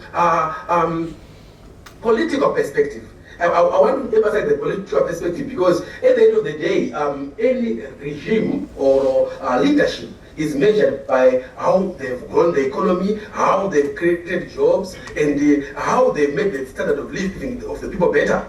Now, if we are not able to manage the job equation as correctly specified by Professor Mutambara, I just for others who might have missed it, where we were talking of new jobs, then we are talking of modified jobs, and we are saying these new and modified jobs should necessarily be equal, but more than the destroyed jobs. So if that thing is not managed well, it might actually lead to instability, and it might lead to even more pain for a number of people. Now, let me go to the issue of some building blocks, which I think are very, very important. Professor Mutambara spoke eloquently about the issue of regional integration, or doing this project at a regional level. And I think it makes sense because of the capacity, especially issues to do with the energy. It's well known that in Zimbabwe right now we are struggling in terms of energy. South Africa is the same. I would say most of our nations in Southern Africa, they are also struggling with energy. These computers really need energy, and data centers need energy. So it's a big issue. The issue of internet broadband is extremely important. And those are issues which I think many people need to grapple with. And then the issue of making sure that how do we link, especially now we're talking about Africa Free Continental Trade Area. How do we leverage this knowledge about AI and make sure that at least we domesticate the production of some of these issues from Africa and then to the world. Lastly, I want to talk about some of the suggestions, and I'm happy that Dr. Chanakira has already mentioned some of them, so I'll just mention them too. I just wanted to put to Professor Mutambara to say, I looked at your suggestion of the AI strategy for Africa, especially the framework you put in there. And one of the things I just thought about is that we have correctly said that AI needs to be driven or we actually have to be participators. And one of my suggestions would be, why don't you look at maybe forming an advocacy group, so to speak, because this knowledge you are sharing with us actually needs to permeate or to spread to decision makers, but most importantly even to companies or into the region, so that at least at the end of the day, people are not just reading, but they begin to actualize. For example, you give a very clear strategy, but strategies always need drivers, and sometimes drivers need a push. And my take is that maybe an advocacy group for those who would want to take this further. And then the second aspect which I wanted to also throw into the head, I think Dr. Tanaka mentioned it, but I'll put it in a slightly different way. Why do you look at a Silicon Valley kind of a model where our kids who might have to come from universities begin to actually do the apps, begin to actually do some of the soft skills or soft projects which are aligned to AI, so that they begin to sort of be introduced, but not just being introduced, but actually being nurtured. And I'm throwing the issue of kind of venture capital kind of arrangements. Because at the end of the day, how do we make sure that we produce or become producers? We only become producers if we give people who can produce a chance. And the best way to give a chance is to give a platform. We know Silicon Valley came out and it has actually changed the world in a big way. But if we really want to change the world or also want to punch from Africa, maybe a similar model, especially AI related, can actually be able to maybe take us forward. Lastly, obviously not the least, I really want to say thank you, Professor Mutambara, for really steering the debate. I would want to really challenge economists here as my last point to say from this book, in my view, there are so many a lot of papers, a lot of discussion points, a lot of even issues which can still be taken ahead. I will just give you as an example. For example, one of the things we would say, how far is each industry adopting AI? So we might need to check that. So firstly is to be able to come up with indicators, and then we'll be able to track. Professors mentioned a number of industries where AI can be used, but we also need to track how far in education are you adopted, and what are the impact thereof. So for me, it's a very big project which can come out of this kind of engagement, so that we begin to track. But not only are we tracking, but we know as long as we are not able to track, we might not even be able to know whether we are making progress or not, or where we are making mistakes. So all that stuff is actually begin to come with generate data, and as we generate data, we are able to also to really evaluate and move forward. With these few remarks, can I hand over the mic? Thank you so much for the opportunity.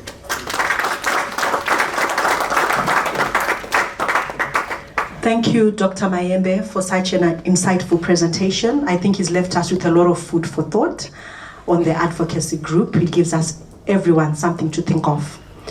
Our last speaker is Rungano Innocent Nyawude. He is a banker who has been in the industry for 17 years across Africa and the Middle East. After spending 12 years in the United Arab Emirates, Rungano relocated to Qatar, where he is the country head of client management for Standard Chartered Bank. Rungano is also the founding chairman of the Zimbabwe Business Council in the UAE and a founder of Aggregate Commercial Brokers, a UAE-based broker company.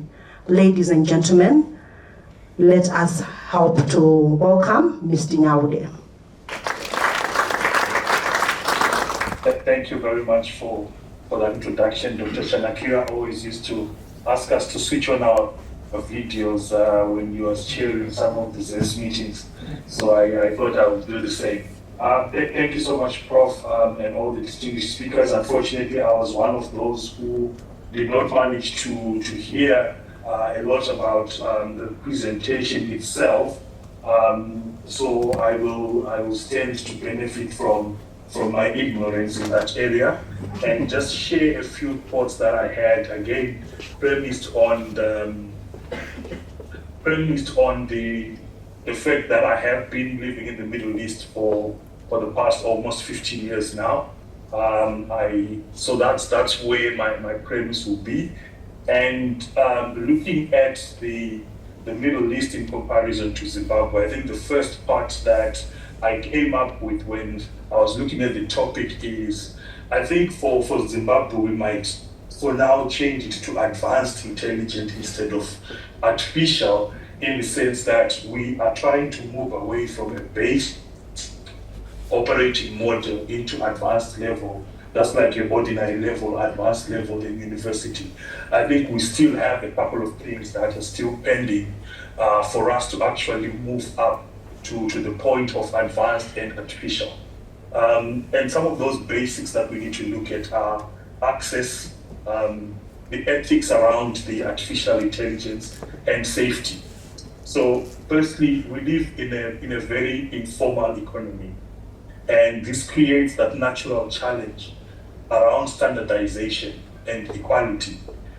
Because we have a very unequal base, it is quite difficult to have adoption of AI across the different groups in a uniform manner. Informalization also brings its challenges around the rent-seeking behaviors that we see in the economy and the information arbitrage. So we have a lot of people taking advantage of the access to information that they have on those that do not have such access. So, and the presence of rent-seeking behavior then creates a phenomenon where those who are able to influence change are actually not really pushing to influence some of this change because benefiting from the chaos that currently exists. We also live in an economy where the social contract still stands broken, and there is a huge trust deficit between the government and the population. This then affects the implementation part of some of these artificial intelligence and technologies that we're talking about, because part of the core base of it is trust. We've also seen the inefficiencies in collaboration between the government partners. I was listening to a podcast a few days ago where you have one arm of the government using the modern technologies.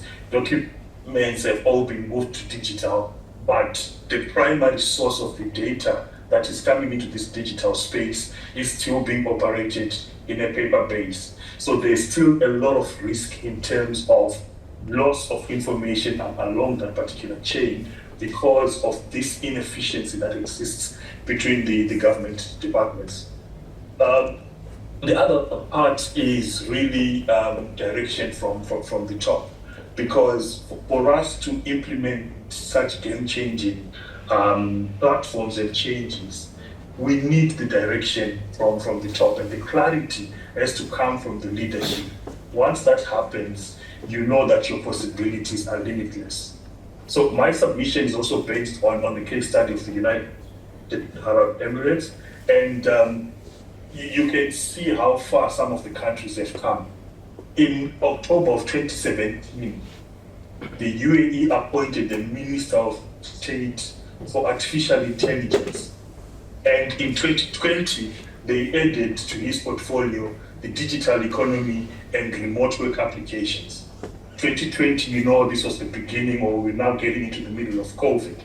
And as a government, they realized that they needed someone to understand and study the remote work applications. So they were already far ahead, right? These responsibilities included enhancing the government performance levels by investing in latest technologies and tools of artificial intelligence and applying them across various sectors. So that part of it starts from the top. You can actually see the clarity that has come from there. And they have a document which they prepared in 2018 called the UAE National Strategy for Artificial Intelligence 2031. So they created a roadmap from 2018 for the coming years until 2031. It's a document that I would recommend people to just go online, download, and have a read. It's quite detailed. Now, from that document, what we learn and what we can take as Zimbabwe is, number one, what are we good at and can we leverage on it? So we are not going to be able to apply artificial intelligence across all sectors at the same time. What are we good at? Agriculture has been mentioned a lot. We could pivot on agriculture and apply this smart systems in agriculture, agri-tech, and use that as our starting point to demonstrate our capabilities, right? What do we see, where do we see the most growth from the use of AI? Again, we're looking at, as a country, where do we see the most growth? We might say in mining, right? And within mining, then we can start deploying as much of this artificial intelligence there to quickly demonstrate and provide the use case systems, right? And scale in terms of economic growth. Where will we see the most significant impact in the shortest time possible? Again, we are looking at changing and impacting lives of our people. So where do we see the most efficient and quickest way to have our people see the impact of AI? And it might not be the biggest sector in terms of economic growth, but it is a big sector in terms of impacts. So, for example, we can look at the healthcare system, we can look at the legal system. Improvements in those systems really and quickly reflect in the livelihoods of the people within a short space of time, and again, provide that use case and build the belief and the trust in the system. Another point is, who can we benchmark our progress against? We are in a global race. So in that race, we can quickly think we are running as fast as we can, but we will be running fast on our own. So we need to benchmark ourselves and see where can we improve and where can we adapt. So I gave an example here of the UAE because in 2024, we know that the UAE became the largest destination of Zimbabwean exports. So there's already an economic connectivity and an argument that we can take from there. South Africa is another example. We can then try and use them as a benchmark to say, how can we also aim to get to their level? We can also identify who we can target to come and invest into our country, because again, we are now living in a global world. AI brings globalization even more. So you find that, for example, again, based on the UAE, you have a company, for example, like DP World, who have been investing globally in the logistics space. They have a massive technical capability and capacity. To have them come into the country with that technical capability and capacity will have its own domino effect in the local industry. So we can look at those institutions and companies to target for them to also come in. And the issue of skills development has been mentioned a lot, right? So what did the UAE do? In their 2018 action plan, they identified a program that they needed to implement. So they identified, for example, that the workers in the UAE with low digital skills constituted about 60% of the workforce. And they immediately came up with a plan to say, let's start to give them career advice and training services for those at risk of automation. So even though the impact of the AI changes have not yet hit these people, they have already started preparing them for the next phase. Send them to Silicon Valley to train, send them to the United States, send them to Europe, so that they get more advanced skills in terms of this. By the time we get to 2031, they are the ones who are driving the digital economy, for example. They also put in place short courses on specific techniques to try and upskill these people. The professionals with digital competence are around about 35%. Government then said we are going to implement project-based learning opportunities using computational concepts. So as a government, they've already come up with an education program to say, we are not leaving anyone behind. We know you might not have the skill today to be working in 2031, but let's prepare you for that.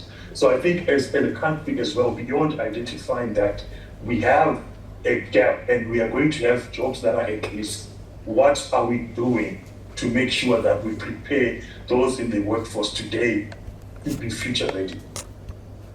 Another concept that has come up is the concept of fractional working. We now live in a space where Dr. Chanakira was mentioning how he's involved in 2, 3, 4 different projects, right? The era of having one job is a bit getting behind us now. So we are now looking at developing skills and promoting fractional working where an individual can actually have 2 jobs at the same time because of the technologies that are coming and the efficiencies that are coming with it. Then I think the other part which they then looked at is at the core of all this plan was building of a strong governance framework and effective regulation. Because in the absence of comprehensive and coherent national strategy, cybersecurity will be developed in an ad hoc basis, and this leaves loopholes. You have your ZIMRA system today, vis-a-vis what's happening at CVR. You can see those loopholes coming in because one part of the government is trying to advance, but they are not moving together with complementary departments and ministries. The speed of development in AI space is a huge global challenge for governments, but this is across all markets, and it creates an opportunity for collaboration with other countries. So the aspects of trying to stand alone, we are now past that. We are at a stage where we need to collaborate. If you look at how the GCC economies work together, if you look at it from outside, it might seem as if they compete. But they have actually come together to collaborate in more ways than one. In terms of artificial intelligence, data sharing, that is one of the areas that they really, really work together on. So we need to start working with our neighbors and our trading partners to share some of this intelligence and information. So what we then need is to really build a comprehensive AI strategy which is intergovernmental and inclusive of the private sector. We also need an oversight body, I think Dr. Mahendra mentioned this, whose mandate will be to review the national approach to data management, the ethics around AI, and cybersecurity. The body itself will also oversee the implementation of this AI strategy. It's supposed to be at a broader level rather than just at individual ministry level. So this oversight committee is going to then be overseeing all that. I mentioned earlier the role of the Minister of AI in the UAE being updated in 2020 to include remote work applications. What this did is the leverage that came from that particular ministry. When COVID ended, the UAE already had a remote work policy and strategy at a government level. And because of the work that was being done in this ministry, there are a few things that you see. Number one is now traffic management. The traffic system in the UAE, they are currently working on a model. They have specific days for specific people to work from home. So if you're looking at government department, they can say 30% of you work from home on Monday, the other 30% on Tuesday, the other 30% on Wednesday. That is going to reduce traffic on the roads and is going to improve traffic flow, right? So that is coming from the work ministry with which started. So you look at e-services. The UAE was one of the first countries to come up with a remote work visa. So as of today, if you want to work from the UAE for 6 months in a year, you can apply and you can get a visa, right? Because again, they noticed through the study of this ministry that this actual from a remote work from home model could actually work. Now imagine work from anywhere in the world. And the UAE says we're already ready to welcome you all to come and work in the UAE because we have studied the data and we have actually come up with a model that works for you. Government digital services, again, we've already mentioned that government employees no longer need to really be in the office every other day. They can work from home, even if they're providing an essential service for the government. The real estate sector has also looked at this. So what happened with COVID is, for those of you who've been in Dubai, for example, you will know that a lot of apartment buildings, because people were going to work every single day, living in an apartment was fine. What happened with COVID is all of a sudden the space at home became smaller because your wife wants to work, you want to work, you have the kids not going to school. What started happening is people started moving away from apartments to villas and townhouses. That study itself also influenced the real estate sector in terms of now starting to map what's going to happen in the next 5 years. How many people are actually going to be going to the office? How many people are going to work from home? What is the demand that we are going to see for villas and townhouses? So what I was just trying to demonstrate here is the synergies that can come up from having one particular unit specially focused on developing a strategy, but that strategy can have a growth economy. And I think I'll just close again by highlighting that the direction and the strategy really starts from the top. If at the top we are clear in terms of what we want to achieve, we will be able to deliver and actually have this cascaded down to an extent that someone who is in rural Nigeria will be able to benefit from the work that is being done with the artificial intelligence systems that we have implemented. That would be my submission. Thank you very much. Thank you very much, Mr. Nyaude, for such a practical presentation. I think we've all learned a lot in terms of how the UAE is implementing their AI systems. And I think, as Professor mentioned, we ought to look to other jurisdictions, see how they're implementing the systems, and custom make such systems into the Zimbabwean context. Thank you for such a practical presentation, very insightful. Ladies and gentlemen, the moment we've all been waiting for, the plenary session. This is a time where we're now giving the opportunity to all our participants to ask questions, to make comments on all the presentations that have been done by our very esteemed speakers. So we'll start off with opening questions on the Zoom portal. VP, would you like to take that? So we'll do 3 questions and we'll get an answer, and we'll do in sets of 3 so to curtail time. From the name is not clear, but it says, where do we stand as Zimbabwe in terms of digital literacy? How can we improve on this?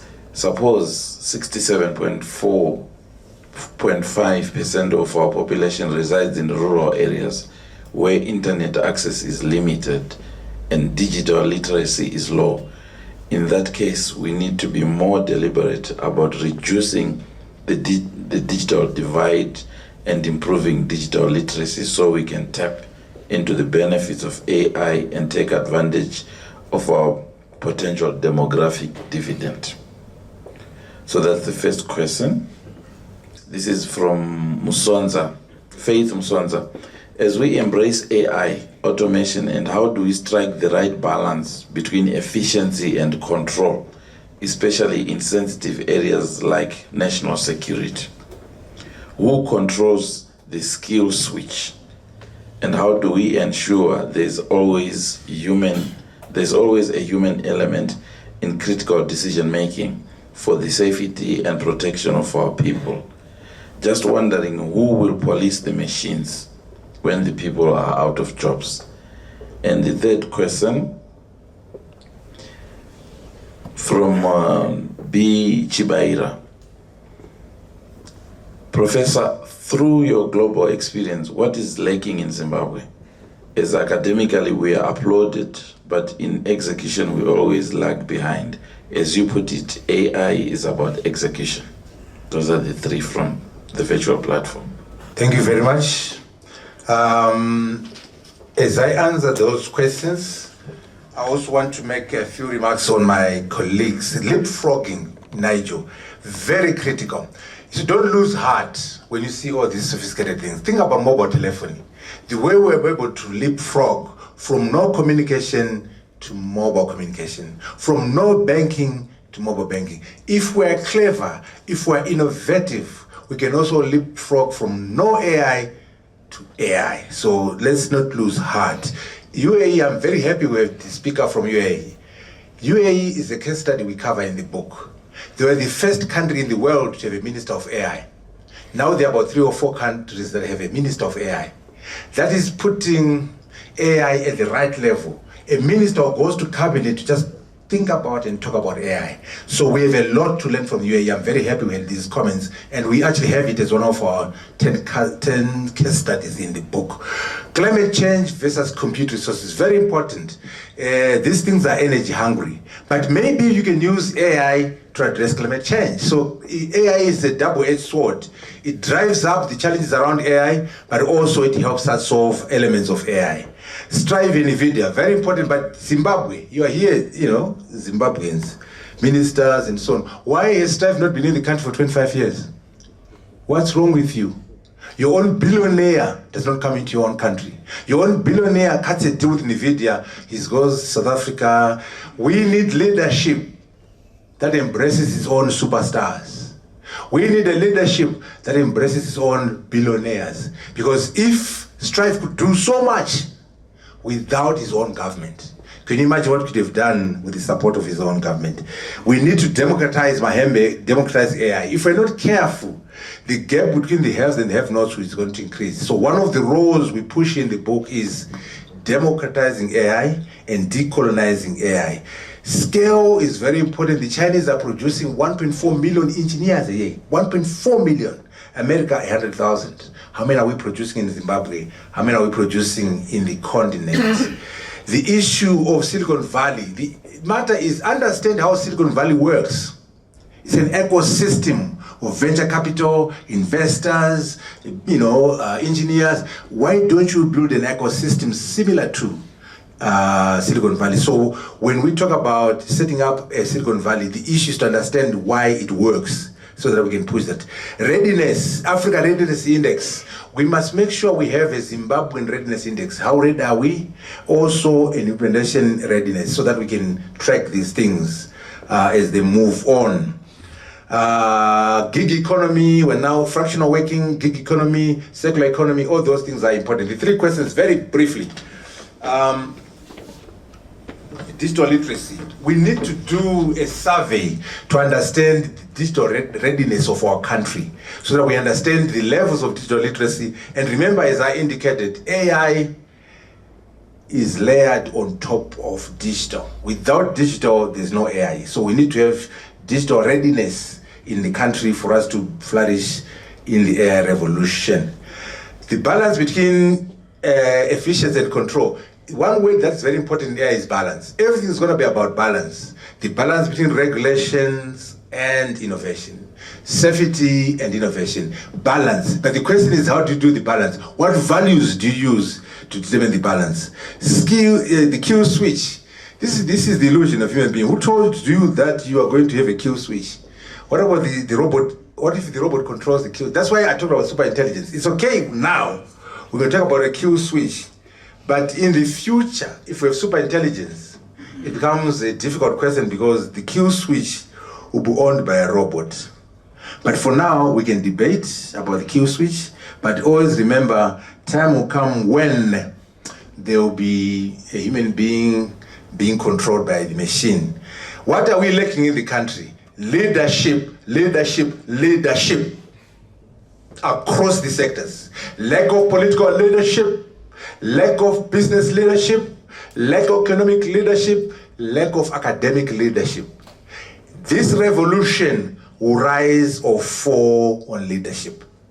I thank you for those 3 questions. Thank you, Professor, for those answers.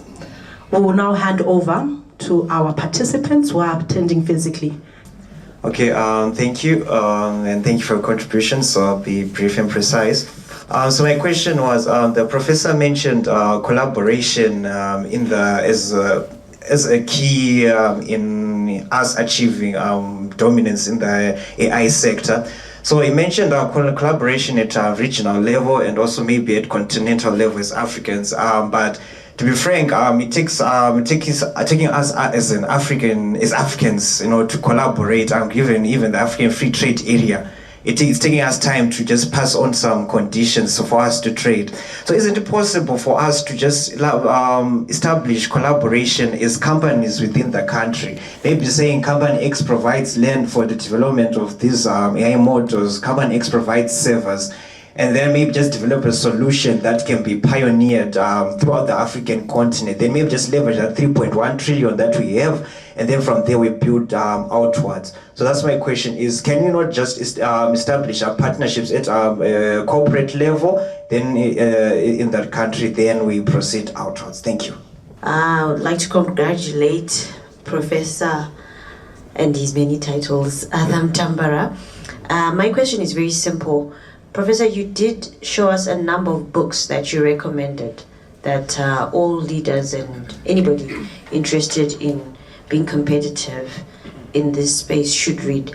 And the last book was obviously your book. My question is, are you the only African writing about this very critical subject? Because that is a scary fact if that is true. Thank you. My question is directed to Professor Engineer Dr. Mutambara. Right. My good question, you have talked about singularity, the phase at which IA will actually replace human beings. But I don't know, I just need some clarification. It appears that IA is only going to replace the lower level, but the executives, they will still be there to drive the strategy. What's your comment? Thank you. Before Professor can answer to the three questions, I'd like to invite Dr. Makoni. Dr. Makoni, just for a comment. Thank you. Good evening, colleagues, and Guseni, always good to see you. And you always stimulate and challenge us. This is a subject I do not claim to have understanding of, but because it is a subject of the future, I came to learn. We are fortunate in this country that we have pioneers. Strive pioneered mobile telephony in this country. Arthur is pioneering AI. Nigel pioneered indigenous banking. There are many, I will not exhaust. The value of tonight, apart from the content of the subject itself, is the challenge to all of us to keep searching and keep searching for value addition. Arthur emphasized the importance among the imperatives that he listed here of governance. I believe you can correct me that the focus was on AI governance. But I want to suggest that before we have general governance, some might want to call it political governance, but before we have general governance, we will not have AI governance. So one of the key challenges that we face in this country, on this continent especially, I was in a discussion 2 days ago where the presenter explained that there was a democracy recession, a new terminology that I hadn't encountered. There was a democracy recession on the African continent. We cannot enhance AI governance in an environment of democracy recession. So as we strive with all the bright ideas that bear on advancing AI, we need to strive even more on all the ideas that enhance governance, popular governance. Kuseni, thank you so much.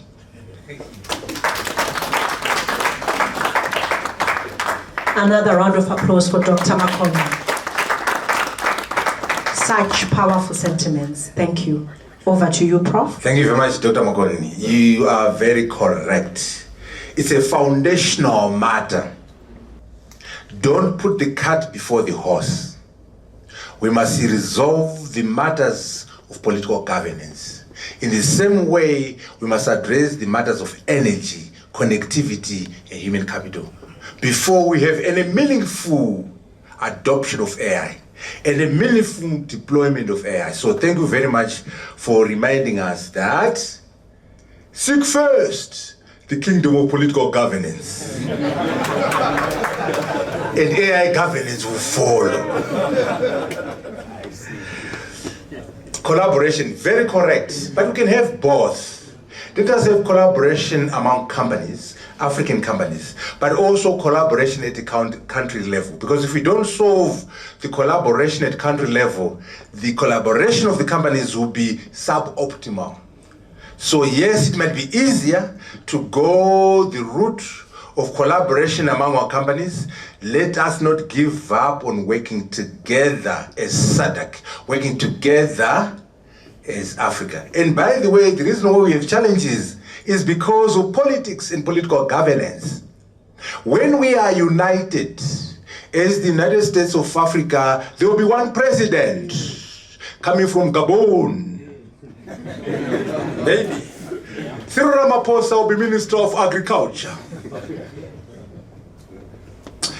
My friend here, Mnangagwa, will be Minister of the Youth. Or just a district officer. Are they prepared, these African leaders, to be ministers of the government of Africa, to be district officers, or they want to be president of starving people? So we pay lip service to integration, we pay lip service to collaboration among countries. We must do that because, yes, we might lose the president in Zambia, there will be a president in Tanzania, but the quality of life will go up. And we can do AI when we integrate. So yes, to collaboration among companies, but let's not give up on regional integration and continental integration. I'm not the only African writing, but I'm the only one in Zimbabwe who has done a damn good job on AI. I'm sure you can do the next one. There are many writers in Nigeria, many writers in South Africa, but today is my day. So I can list my name among those superstars. But yes, we must do more writing. We underestimate ourselves. Do you know when it comes to running the economy, Nigel, there's nothing Harvard can teach you. You run a company, you are running companies under hyperinflation, under the ZEC, and you're surviving. What can Harvard teach you? They've never seen 2,000% inflation. Anyway, why don't we write books about economics, about AI, about governance, political governance? So I'm trying to walk the talk, but I'm not the only one. I'm just the loudmouth one. I talk about it.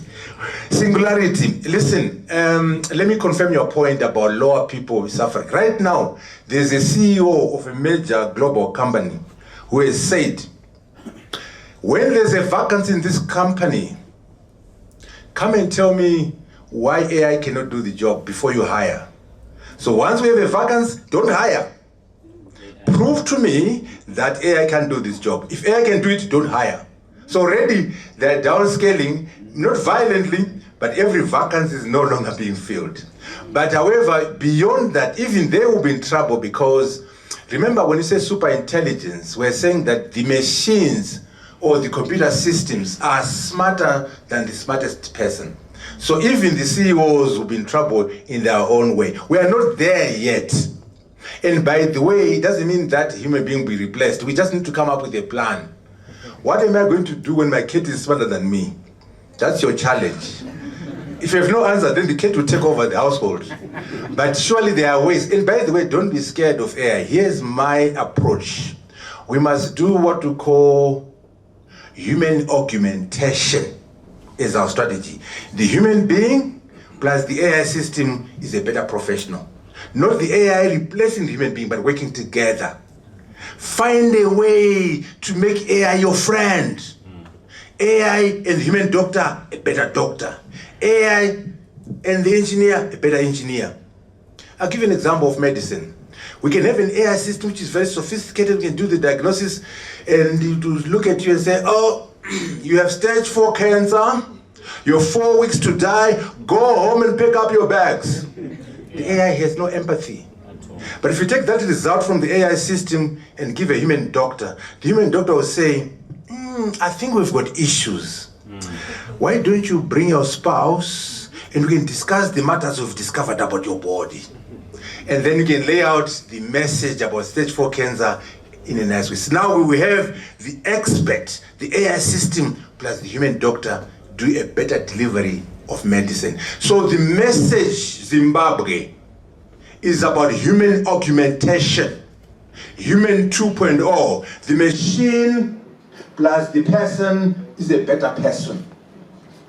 Not replacement, but working together. So that is the strategy around AI. Let us use AI to improve the quality of life of our people.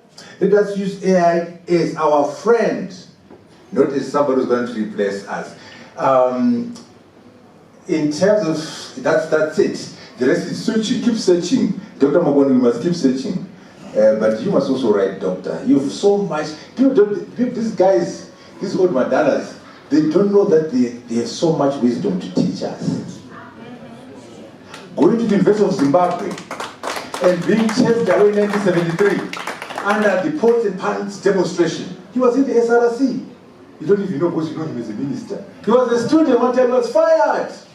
You know, I'll fire you again, doctor. And then he goes to England, gets a PhD in the 70s, fights a war, becomes the youngest minister, runs SADC, runs Ministry of Finance. These stories must be told. For you, it's nonsensical, but these young people would benefit from the wisdom of Dr. Makoni. We must keep searching and searching for your book. Thank you very much. Given that, I just thought I could go more into the area which I am actually comfortable with. The human being, the leadership, and things like that. I think generically, across all sectors, the issue which Prof brought about certificates and not competencies is a real killer of where we should be. I think most of us were in our positions, whether in government or in business, because of our certificates and not our competencies. And as a result, we are unable to cope with the challenges. We have to be more strategic. Then the second thing which I wanted to talk about is actually about people. They have to make decisions. And decision quality is based on your value system. Unless you have got a strong value system, then you will find that then all this we are talking about is really nonsense, because no one will respect it. We'll use the same AI to enrich ourselves as individuals and kill this whole idea of developing the whole economy. So that's really another aspect which I thought I could highlight. Like Dr. Makoni, if you look at the corruption, we talk of it at a higher level. But right now, for you to just go into Shika when it rains, it's costing you $4 more. Imagine those $4 and the impact on the economy. Then the last aspect is that when we've got people like Prof. Mutambara here, how can we create a critical mass? We have to accept that we won't be able to do it all at once together. But let's have a critical mass of thinkers who then are going to drive the whole. And my last take is the I know it all syndrome is killing us. We need to improve and begin to accept. That's why the learning and learning is very important. But the I know it all then kills us. That was the intervention I wanted to put. So I'm all about sovereign debt on the African continent, but specifically looking at Zimbabwe, because this discussion is about Zimbabwe, I'm thinking about the prospect of having an AI system that could be possibly designed or tailored as a transparency and accountability mechanism. Perhaps that could be then plugged into our Ministry of Finance, maybe say the public debt management portfolio. How do you think that could revolutionize our debt management as a country? And do you think that that could be, something that we could look into the prospects of? I know we have, professors, doctors who run our economy, and, we would think they have the adequate knowledge, but perhaps if we would have an alternative that could give us information as to are we able to contract debt as a country? Is it feasible for us to contract debt in this current state? Then maybe we could have some kind of juxtaposition, because some of these contracts are actually contracted against better judgment. Thank you. My question is mainly around funding. One of the main issues that affect technology and other interventions is really the funding gap in terms of adoption and the kind of interventions that we'll be looking into. I know we're still at planning stage, but have you looked into how most of these interventions will be funded, Prof? And this really kind of puts it into perspective. If say you are funding it under grant financing or capital venture financing, it really changes the trajectory and the values behind all of that and everything. Have we looked into that, and are we at all worried about what that would look like when we come into implementation? Thank you. So you spoke about use cases in education, and I'm looking at where do we start? I'll give you an example. 80% of the schools are in rural Zimbabwe, and we cannot talk of a curriculum for the fourth industrial revolution that has AI in it, because right now we're talking about the basics. But what we have seen is there are students who are becoming better than the teachers who were taught back then in the 1995 and all. So my question is, maybe could we be talking about public-private partnerships that could then help us in equipping these teachers to at least scale up? Because there is a challenge where AI has not been embraced by an average teacher. And are we aware of what AI is as Zimbabweans, as people at work? How many HR practitioners in this room will just go ahead and go for interviews without their relative when AI has shortlisted candidates for them who actually meet the job as it was described? Are we at that stage where we can say, yes, this are the creme de la creme, or you want your cousin and your mzukuru to be part of that, then you're defeating the whole purpose?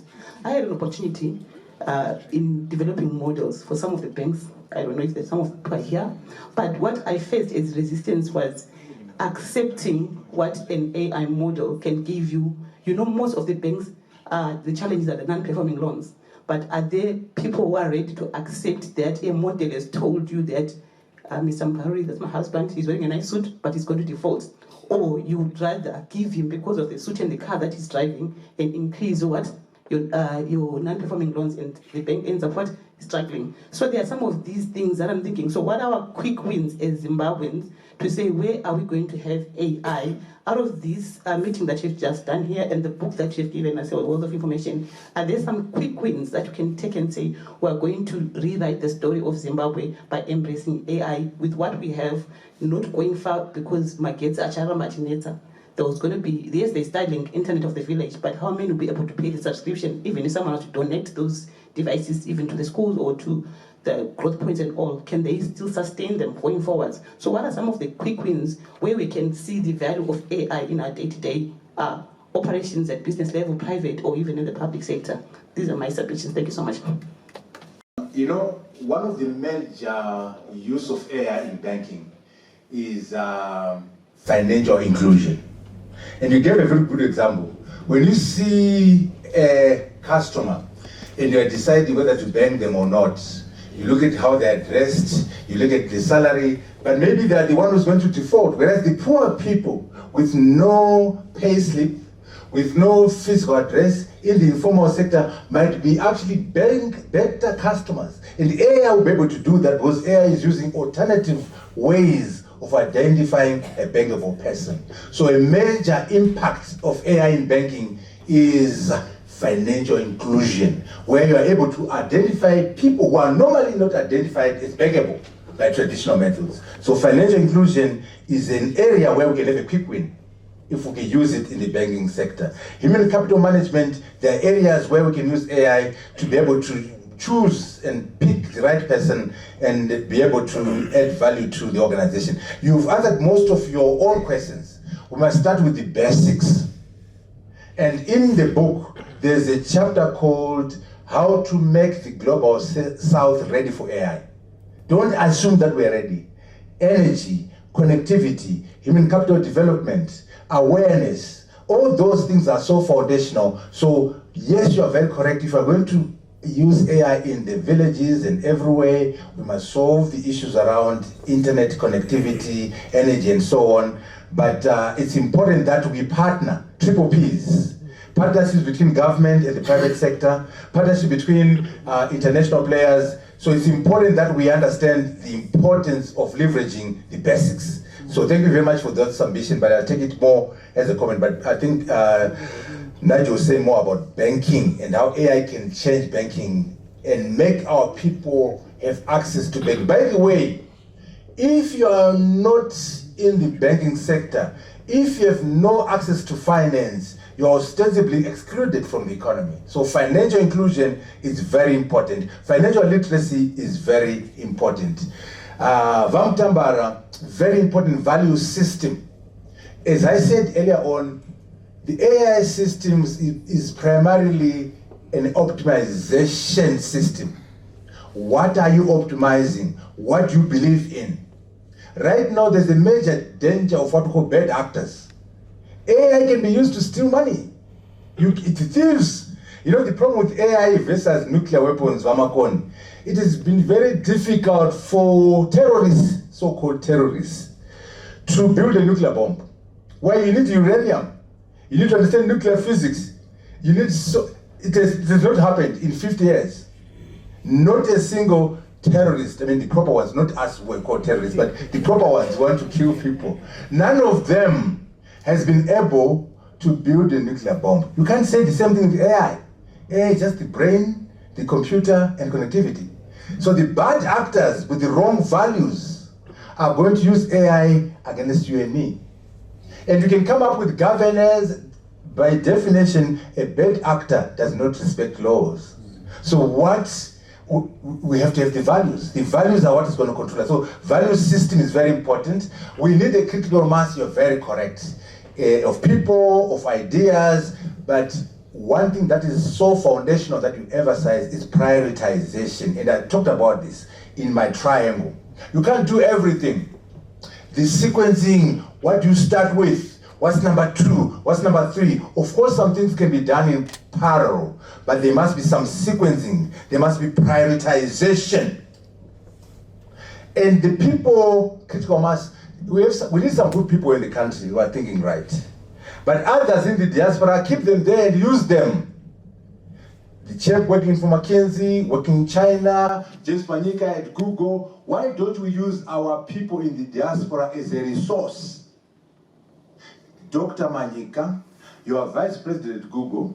Can you look at our ICT policy? What do you think? Can you give us ideas? Can you link us up with colleagues in Silicon Valley? But we don't do that, Dr. Makoni. The diaspora is the enemy. They are going to vote wrongly. You know why? There's no tech version of that representation. The diaspora will ask you for the vote. And you don't want to give them the vote because they vote wrongly. We must have the right attitude towards our diaspora. I've medical doctors, friends of mine in Michigan, PhD from Oxford, trained, is now a physician in the US, cardiologist. They come on holiday back home, Dr. Makoni, for 3 weeks, and they say, can I give a lecture for free at UZ to share my ideas about cardiology? You know what UZ says? Are you registered with us? No. The guy doesn't want any money from you. He wants to share ideas. He's a superstar cardiologist from UZ undergrad, MBCHB, and then PhD from Oxford, and they've trained in America. They've 20 years under their belt. But they feel, when I'm home for 4 months, can I teach for free? We can't have them. Leadership, political governance, but very important, our values must be right. Very correct. I leave that to you. With AI, the sky is the limit. All the ideas we have on debt can be done using AI. In particular, AI plus blockchain. AI plus blockchain, you are going to unlock transparency effectively. So how can we, as Zimbabwe, use AI and blockchain technology to make sure our debt management, is transparent? The sky is the limit, but you are the expert in that subject. We give you the tools, and then you take care of business. Funding is the major problem. I hope Nigel will speak to that. Ladies and gentlemen, this uptake of AI, this idea of building AI system is very expensive. The amounts are $1 billion per company. One project, one item, $100 million. Where are we going to get the money to do this? This is why I'm pushing region, I'm pushing continent. Our GDP on a good day is $26 billion. Chicken change. You can do nothing with $26 billion. South Africa, $400 billion, nothing. When we work as SADC, maybe we can raise some money of consequence. When we work as the African Union, $3.1 trillion, we can take 20 billion out of that and drive AI. It is going to be very difficult. We must plan, we must organize at country level, but please, let's quickly go to the region and the continent. Primarily because of the money you talk about. It will be difficult to raise it from Zimbabwe, maybe from SADC, maybe from the continent, and also in partnership with our global friends. So funding is a big issue, but I think Nigel will say one or two things about it. He's the money man. I'm the AI surrogate for finance.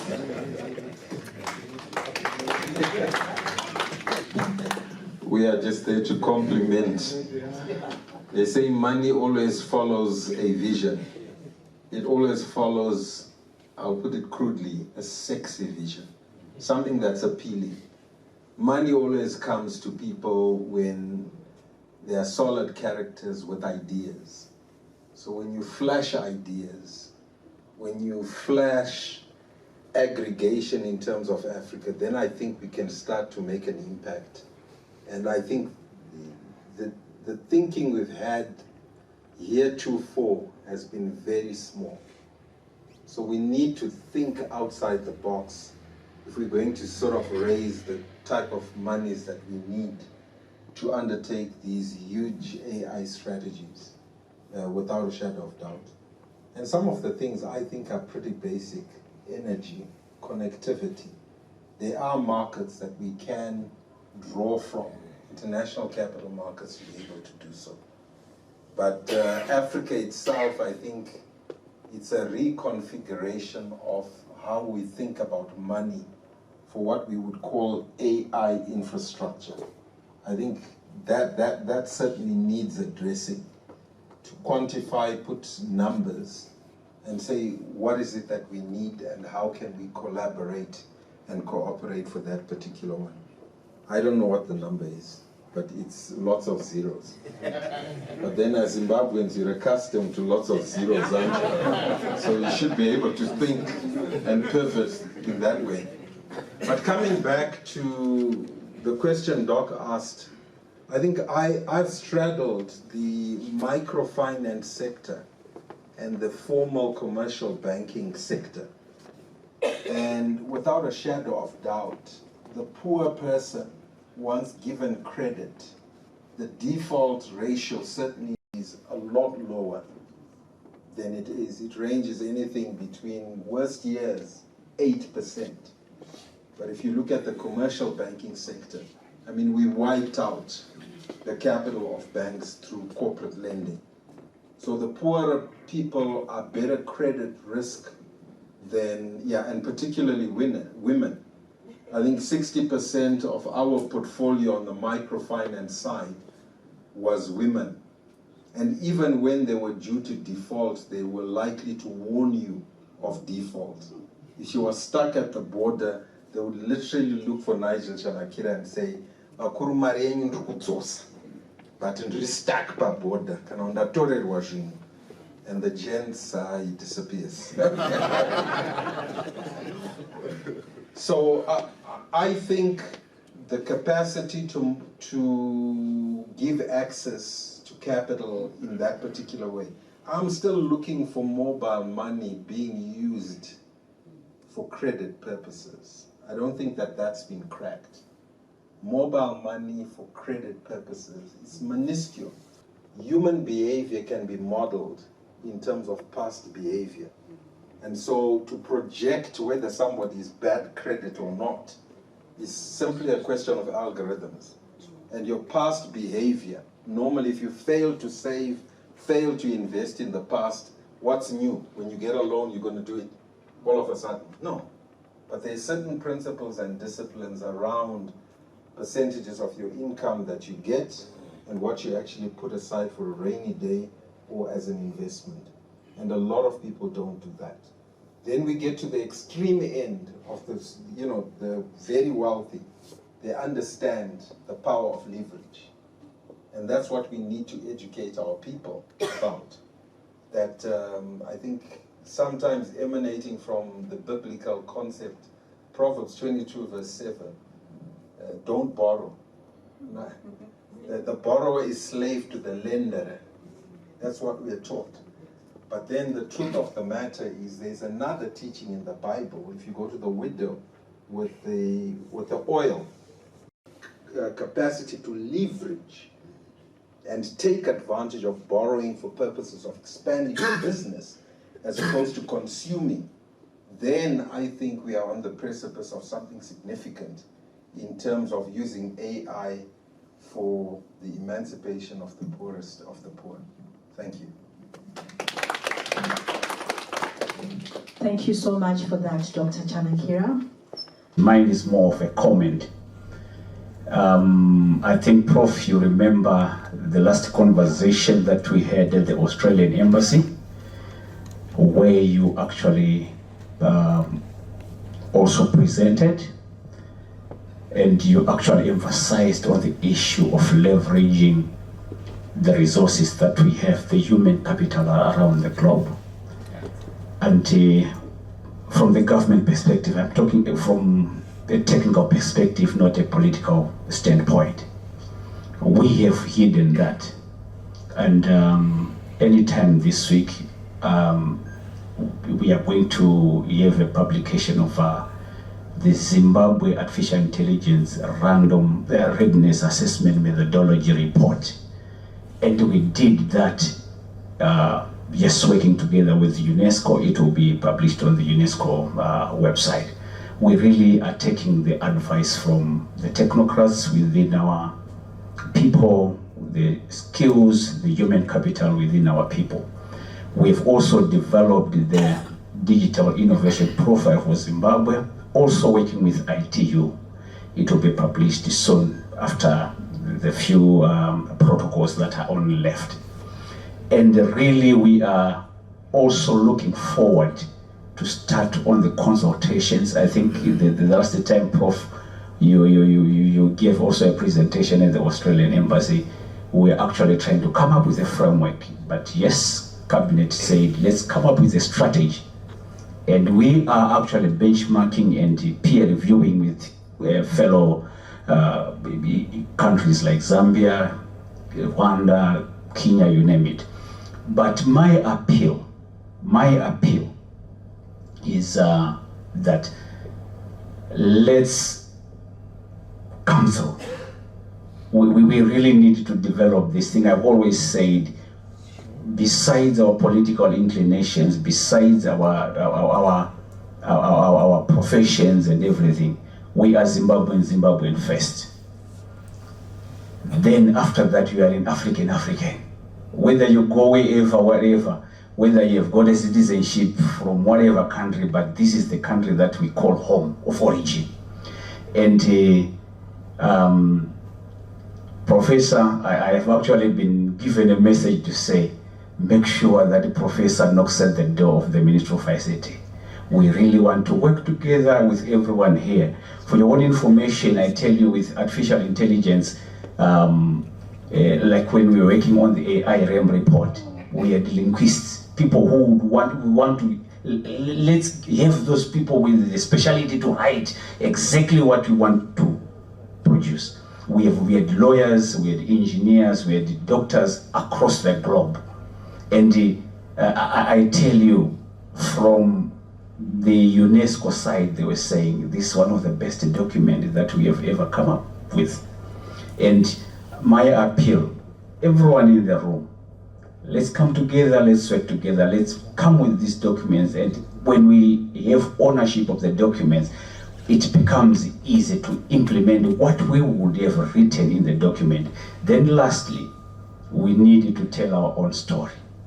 Zimbabweans, we are not telling our stories. Across, let's tell our story. I don't know how, Prof. Maybe you can also advise on that, and the doctors who are here. We really need to tell our own story. Let me tell you one good example that I came across in one of these international forums. There was actually a whole presentation to say, in Zimbabwe, yes, things are expensive. Was told it has got the most expensive data, 1 gig. People were actually projecting to say it was costing $49, 1 gig of data. You know, at the end of the day, those are some of the misconceptions and misinformation, disinformation that we get. We really need to tell our own story as Zimbabweans. Thank you. First question is to Prof. The statement that we everything starts and fails with leadership really sounds very naked to me. It sounds rhetoric in the sense that I think we all agree. The question thereof is, how do we ensure we instill that political will so that all that we are saying can be a realization? And then the second question is to Dr. Nigel. You mentioned that we would rather tap into the software side and not the hardware. And you mentioned that it's because of climate change. I think that's the reason you gave. The question thereof is, why then should we be docile followers? Other people are taking these raw materials, creating this hardware. Why do we then have to be docile followers? Why not enjoy the bigger piece of the cake as well? Thank you. Thank you, moderator. Yes, I thought I had also written my question on the chat. Basically, it was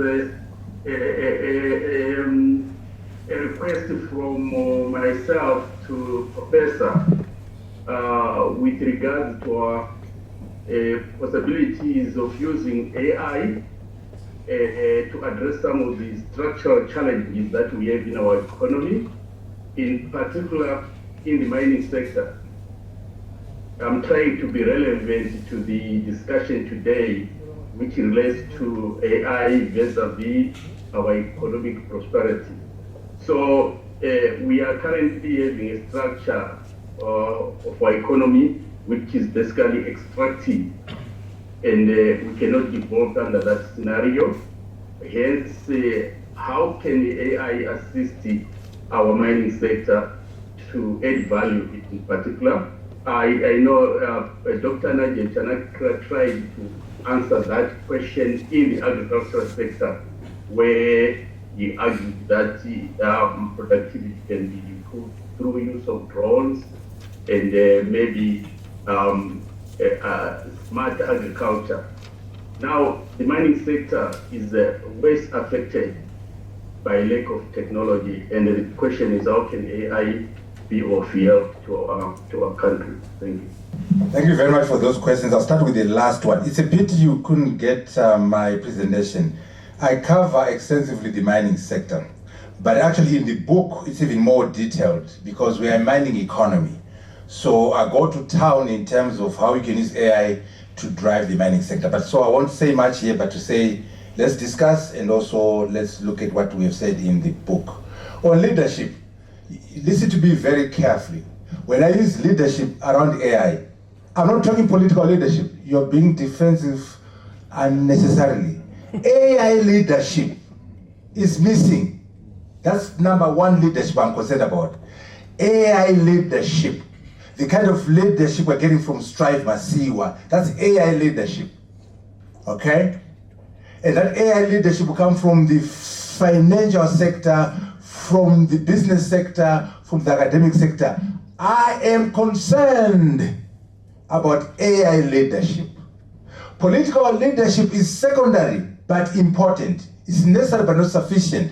So it's important that we understand when we say leadership in AI, we're talking about AI leadership, AI governance, AI regulations. What is missing is AI leadership. Of course, we've been told, when we understand correctly, that seek first the kingdom of political governance, and the rest will follow. But I want you to be very clear in your mind that my passion, my charge against Zimbabwe is the lack of AI leadership. However, the politics is very problematic, and I'm coming to ICT now. My colleague from ICT, thank you so very much. Thank you for the good works, but you must do more. You must craft an AI national strategy coming from an AI vision by learning from the things we're talking about in the book. Musatya kutambira zvava Mutambara. Munateerera. You know, I say this, I want to give you some evidence so that you think, don't complain. You know, last year, all the books are here, by the way. This is book number 7, and we're going on book number 8. Last year, Vamakoni, I did this book. This book is about AI and engineering. It's about control system. The word ZANU-PF is not there in this book. For the record, there are equations and diagrams and AI systems. My friend from ICT, there is no ZANU in here. What do, Wamakoni? I go to where I went to school, which is electrical engineering. I say, my professors, my teachers, I've done a book. You've been using the old one for 20 years, which I did when I was in America. Where is that book? Yeah. You've been using this for the past 20 years. Anyone who did control system that used it was using Mutambara's book. I say, look, I've done a new version. I want to come and launch it in my own department, where I went to school, where some of my teachers are still there. And they're excited. The team is excited. What do they say? Let me check with the Vice Chancellor. That's the dean. The dean comes back and says to me, the Vice Chancellor says he must write to us, expressing his interest. I wrote the letter, Vamakoni. Dear Vice Chancellor Mafumo, this book is very good for your 3rd year and 4th year students. It's being used at MIT, at Georgia Tech, at UP. These are senior schools, not your village schools. I wrote to him. Up to now, Dr. Makona, I'm waiting for my response. The most I got, I'm saying this because you are part of the governmental infrastructure. You must change that. The most I got was a note from the PA saying, thank you very much for your letter. Your matter is under consideration. I got last. Again, a lot of excitement by the professors, by the teachers of engineering. And the dean says again, let me check with my VC. And the VC says to the dean, tell him to write to the Minister of Higher Education. Now that one I didn't write. You shouldn't. I went to my friends in engineering. We launched the book at ZES. It was a marvelous event. Again in Bulawayo, ZES. As they say, when they give you lemons, make lemonade. So I made lemonade from lemons that I got from you. Now I say this to say, I'm going to knock on your doors. In fact, you should knock at mine, but I'll knock at your doors. But if I knock on your doors and say, write to us, don't do that. Let's work together, like you say. I give these stories,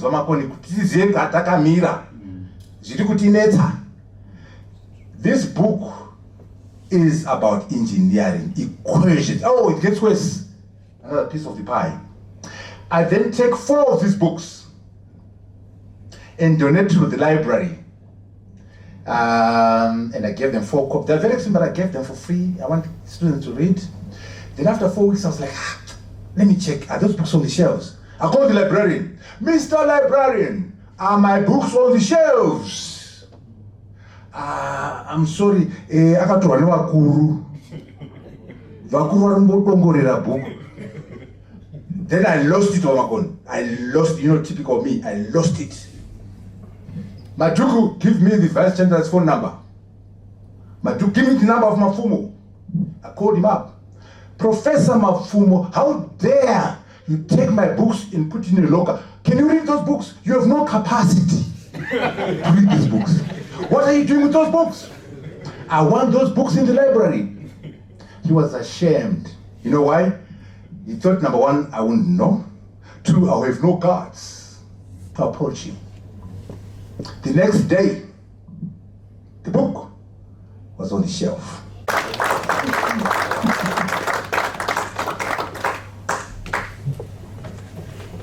Thank you, Professor Mutambara, for such an insightful presentation. We also want to thank our other 3 speakers, Dr. Mayembe, Mr. Nyaude, Dr. Chanakira. Thank you so much for sharing such insightful presentations. I think we can all agree we've had a very thought-provoking discussion. We have something to take home, and definitely we have something to do. I myself, as a job loser, definitely have something to do. Ladies and gentlemen, my job here is done. I want to thank you for your patience. I want to thank you for your attendance. I want to thank you for all your questions. I will now hand over to our president, Dr. Kanyenze, to give it the closing remarks. Thank you so much. A very good evening, colleagues. I'm sure we all agree that this has been a very unique opportunity. Prof, engineer, doctor, Mambo, and the Mambo, lest you forget, Paramount Chief. This has been your evening, and we just want to thank you for taking your time, for paying your way to Zimbabwe. Let's give him a round of applause. Very passionate about this country, passionate about sharing his own experiences, his knowledge. It's not easy for someone who has traveled extensively. There are so many other people that are demanding his time. And we are very fortunate that he can actually fly on his own account to come and present to his own country his knowledge, expertise in this very critical area. I'm just coming from the dragon country. I'm coming from China. I just went there out of curiosity. I was supposed to have gone last year. I couldn't. So the embassy called me and said, we've got a unique opportunity because China is promoting mutual learning amongst civilizations, which is an opportunity to share experiences amongst different countries. What I found quite interesting, traveling from Beijing to Guangzhou, all these places, is the power of conviction. They were not like that. Just go to the 90s, you realize that per capita income that we're talking about, they're way below us. But how they've leapfrogged us, the multiplier effect that you're talking about, the issue of productivity, the issue of ICTs, not being afraid of ideas. They've gone even to the West. The Chinese, they went to the West. Xi was saying that they had a real problem in the sense that their economy was stagnating because the world was globalizing, was opening, and they did not have a way of responding. And then Deng Xiaoping came up with that dictum: I don't care whether a cat is black or white, as long as it catches mice. That was his dictum. And this dictum also was that you cross the river by feeling for the stones. Development is discovery. You discover something that works, and basically you upscale it. And that's the miracle, the East Asian miracle of China. It's not that they knew. He actually said, I walk with trepidation along a path that has not been traveled. They hadn't traveled that path, But they were keen to learn. I think that's the most critical aspect tonight. We have to open up as a country, as a people, as even individuals, to learning. We have to unlearn. We have to relearn. Those are the critical issues now. There's a real premium on learning and learning what we thought we knew. And really being humble. And I'm sure we all came here because we are humble. We realize we are hungry. We want to learn something. And I'm sure we've learned an awful lot tonight. I was very much involved, and I'm actively involved with the ILO. And the ILO basically started also conversations around the future of work. They call it the future of work. And I was part of the team of experts that gathered in 2019 in Turin to have conversations around this unfolding revolution, fourth industrial revolution, the digital revolution, the AI is part of that as well. And then they started also the continental conversations. The African continental was held at the industrial in South Africa. And then the national conversations. And I'm sure that in terms of urgency, ZES has to promote as well the national, to continue these conversations. And I'm sure you can already see the impact. No sector has been spared. So I think part of what we have to do as an economic society, we've got experts in finance, economics, monetary economics, labor market, economists, trade, every facet and aspect. We've got the scientists here that are with us, and I'm glad that you highlighted that the machine is not, the best scenario is for us to leverage argumentation, isn't it? It's like that the machine will not necessarily replace me, but it will augment me. I'll work with the machine. And coming from that area, we want also this augmented position where you are going to work as well with the Zimbabwe Economic Society. You are not going to replace ZES, and we are happy that we can't replace you in terms of what you do, but we can argument, and you can imagine what will happen to this country. What I saw in China is amazing. The way they are transforming, we're in a desert, but they're changing the whole desert landscape. And they're building cities within deserts. We saw firsthand what they are doing in terms of the space technology, deep sea drilling, and so forth. It's amazing. It was not like that a few decades ago. But they were keen to learn.